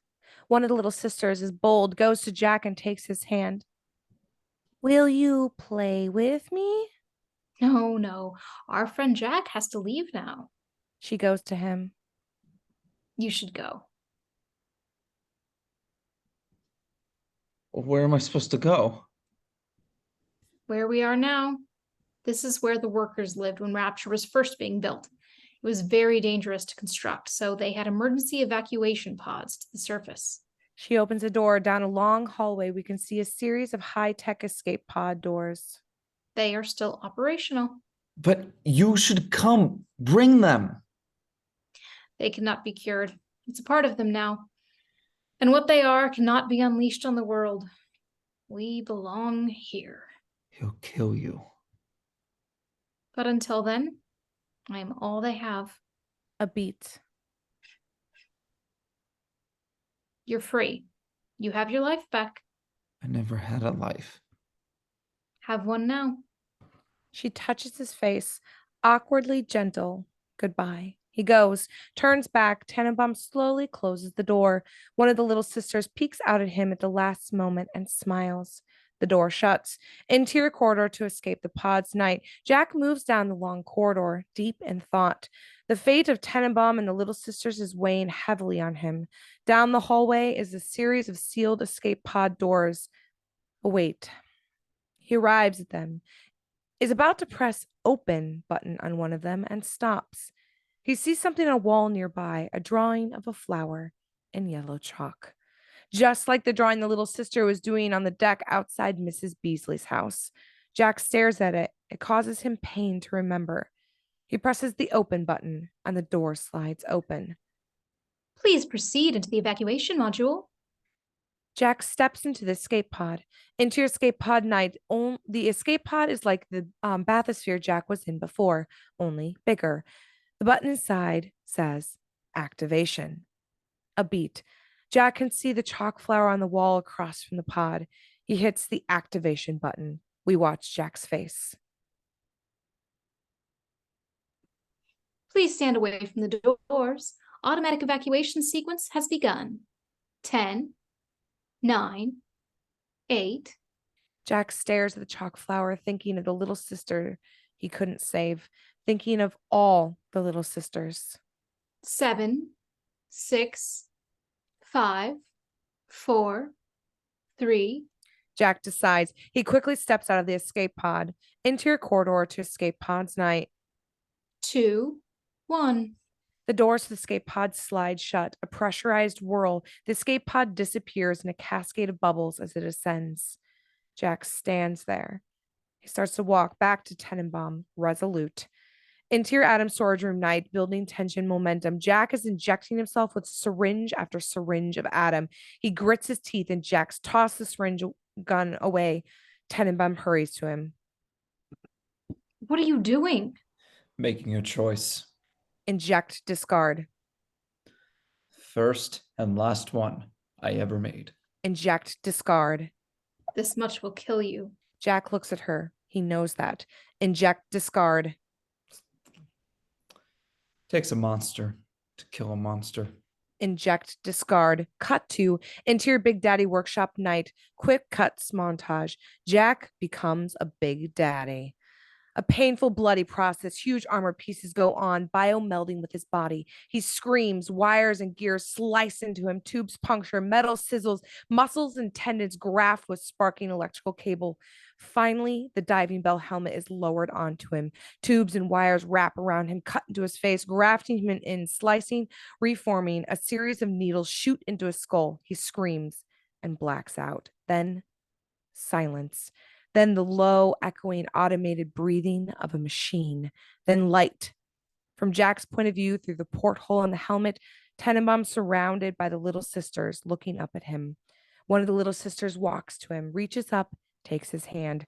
We see the giant Big Daddy hand taking the tiny hand of the little sister. Then we see the scene in full.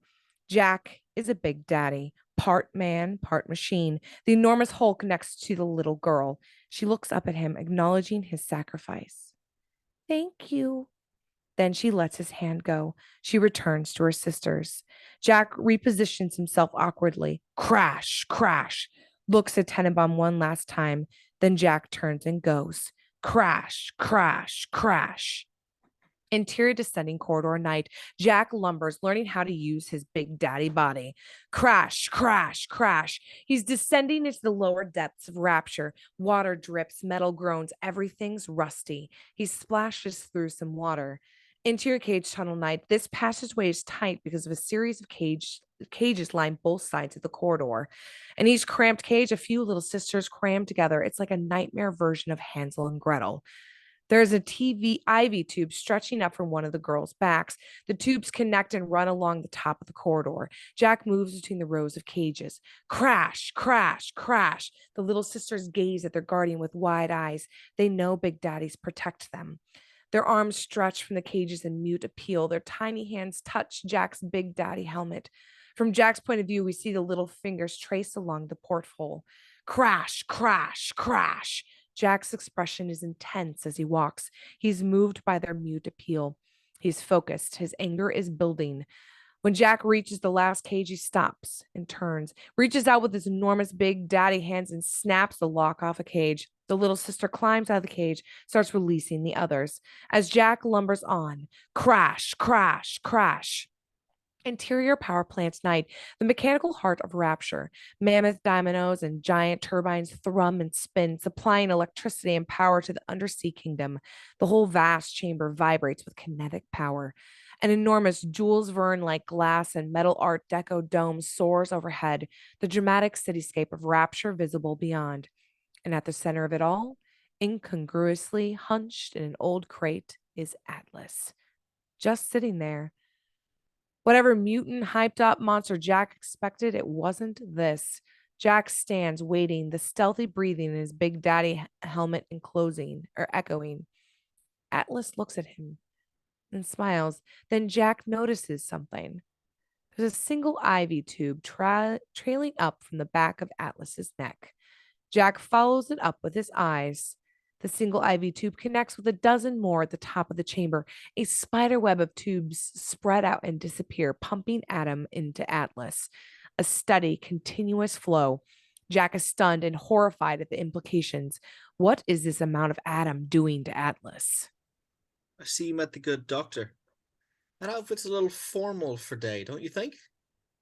He chuckles and turns a regular switch on his IV tube, shutting off the flow of Adam. He carefully pulls the IV needle from his neck as... Just like your father, Jack. You think too small. You really think putting on that armor gives you power? Delicately wipes away the excess Adam on his neck with a napkin. You think the ultimate realization of the human animal can be challenged by a scared little boy in a metal suit? He stands. Jack crouches ready for battle, but Atlas just stands there. No superpowers, no amazing mutations, just Atlas. No match for a big daddy. And yet, there is a singular building intensity to Atlas's words as he slowly advances on Jack. Imagine the power I have now, Jack. It's the power of choice. Don't know much about that. That's right. Never had much of that, did you? But you do now. Jack looks at him. You think you've made a choice to sacrifice yourself for the children. You think you're doing it for them. You're doing it for you. You're as selfish as I am. I can feel it. Atlas gets closer and closer, sharper and sharper, relentless. Because it's in your blood now. There's no turning back. You can feel it taking over, can't you? How much did you take? How much? Enough to be a hero? Enough to save the children? They're nothing. They're prey. How much did you take? Enough to be a god? He stands right at Jack, staring at him toe to toe with the monstrous Big Daddy. Your search is over, Jack. You finally found the place where you belong. Down here with us. Welcome home. Suddenly, Jack powers up his huge drill arm. He glares at Atlas. Would you kindly shut the fuck up? Bam! He drives the drill completely through Atlas. He lifts Atlas high into the air, the drill shredding Atlas inside. Atlas jerking like a broken puppet on the drill. Atlas gazes down at Jack, and then he smiles, not remotely in pain. A horrible beat. Blood drips down into Jack's faceplate. Do you not comprehend, lad? I've gone beyond. Beyond law, beyond morality, beyond my own body. Jack flings Atlas off his drill arm. Atlas slams to the floor, picks himself up. Jack watches in horror as the hideous wound from the drill begins to heal itself, the bones and skin and muscles knitting itself together, reforming as... Imagine a life with no limits, not even limited by your own muscles and bones. Can you feel it from there? It's freedom. Atlas holds out his arm, the skin beginning to vibrate and quiver. Atlas concentrates. The skin begins to stretch. Atlas concentrates more. The bones begin to torque. Crack! The bones in his arm break. Atlas grimaces in agony. The skin tears. The muscle and tendons elongate. Atlas shakes in pain. Suddenly, the arm slashes out across the room, slams Jack. With incredible strength, Jack goes flying back, crashes into a dynamo. Atlas snaps the arm back. Jack slowly pulls himself up. Atlas advances on him, stretching and cracking his neck and shoulders oddly, his head oscillating like a snake. His spine arches bizarrely. His bones crack and shatter. His skin shreds and stretches. His muscles pulse and coil. He gets closer and closer to Jack. Think how proud your father'd be. You're not a slave anymore, are you? You're a man at long last. Will you die like a man, Jack? Atlas powers forward, smashes into Jack. Jack crashes back. Atlas reshapes and reforms, attacking brutally. Jack fights back. But the Big Daddy armor is new to him. Jack learns as he goes, swinging the drill as he can, punching and grabbing with a huge hand, using his massive bulk of the suit to attack as Atlas transforms throughout the battle. His spine and musculature shifts and coils wildly. His bones crack and break at will. His cellular structure reconstitutes as he likes. Atlas moves at lightning speed, learning the extent of his own power. He enjoys it. He is free, unleashed, unlimited. Jack is brutally battered, crashed around the inside of the Big Daddy suit, his head slamming back and forth in the diving bell helmet.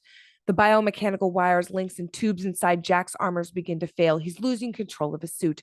Atlas power appears to be growing, his madness building, his mutations and transformations becoming more extreme and inhuman.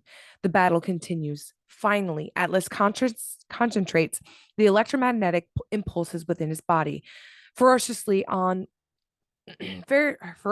will on his part. Wow, getting tired. Electrical energy builds up under his skin like glowing ectoplasm.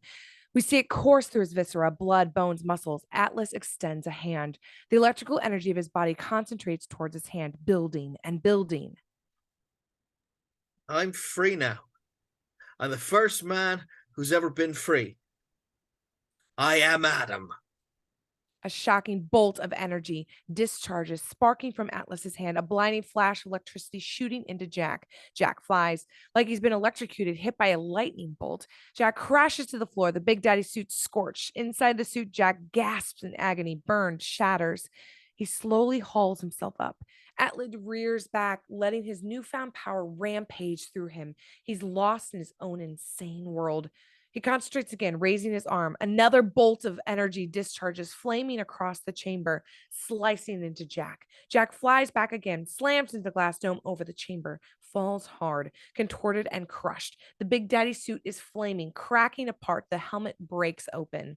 Jack pulls it off. He gasps for air. He is battered, bleeding. He's dying. Atlas savors his victory. He looks into Jack's eyes. Jack starts up his drill arm again. The drill roars, but Jack can't even rise. He's done. Atlas chuckles. He walks closer to Jack. Jack stares up at him, his drill arm rotating impotently. Atlas looks down at him. This is what comes of compassion, Jack. It lies there all broken and bloody, never to rise. There's no place for it here. So long, kid. Say hello to your father. Atlas extends his arm again, points his hand at Jack, concentrates the electromagnetic energy building within him, coursing through his body, about to be discharged for the coup de grace. But the last second, Jack spins away from Atlas, slams the drill into the glass dome. A jet of ocean water sprays across the room, hits Atlas, drenching him. An explosion of sparks and fire. Atlas screams in agony, electrocuted. He writhes, the electricity and fire eating at him inside and out. His skin flames, the bones scorch, the blood burns. He falls. Still barely alive, he looks at Jack. A strange look in his eyes. A long beat. Then figures appear. The little sisters Jack freed earlier. They gather around the defeated Atlas. They stare at him, their expressions unreadable. They descend on him like a pack of dogs, injecting him again and again with syringe guns. He screams in agony. Their little figures obscure the horror from Jack. Finally, Atlas' screams fade. He is dead. The little sisters turn to Jack. A few of them move towards him with compassion and care. Jack is dying, his vision blurry now. One of the little sisters takes his hand, another gently strokes his head as Jack begins to die. We fade to white.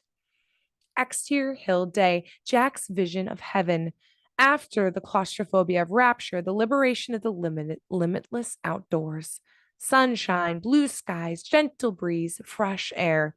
Jack is walking up a grassy hill towards a tree with a swing in the distance. His dachshund, Rusty, is barking and running happily. Two of the little sisters are holding his hand. They walk up the hill together, calm and serene. The image grows wider and wider, almost to the top of the hill now, wider and wider.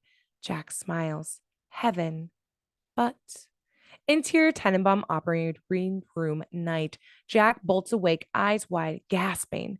Dr. Tenenbaum is with him. A number of the little sisters gathered. What? What did...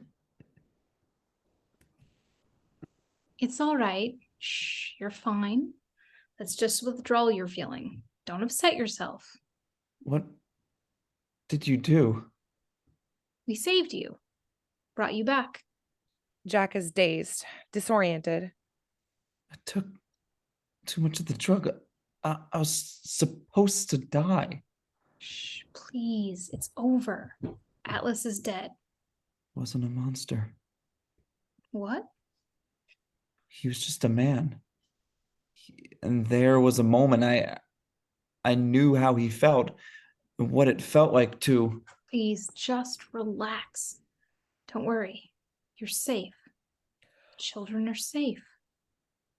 Jack looks at her, a strange power coursing through his body, darkness and bloodlust overwhelming him. No, they're not.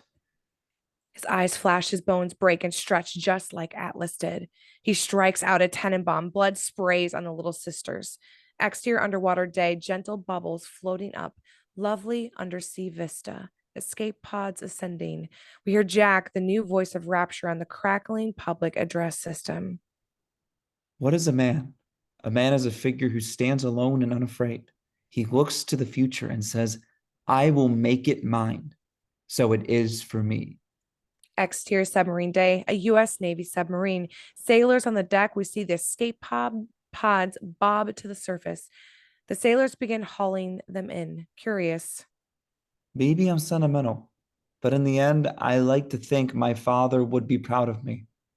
I made the choice to carry on his legacy, to fulfill his vision. Exterior submarine deck day. We see splicers moving across the deck, killing sailors, bodies falling, blood splashing. It's funny, though. In a way, Atlas was right. My father did think too small. But so did Atlas. The glory of Rapture cannot be limited to the undersea city. Interior submarine day. The splicers moving through the submarine, slashing, killing everyone they encounter. Carnage. The potential of man cannot be contained. Interior submarine missile room day. We see some splicers going into the sub's missile room, reverently approaching something. It must be unleashed.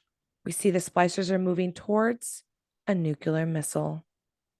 Welcome to Rapture. Snap to black. The end. And that was the unmade Bioshock. Certainly a different ending than I remember from the game, but really cool script overall. Thank you so much for joining us, and we'll see you at the next one.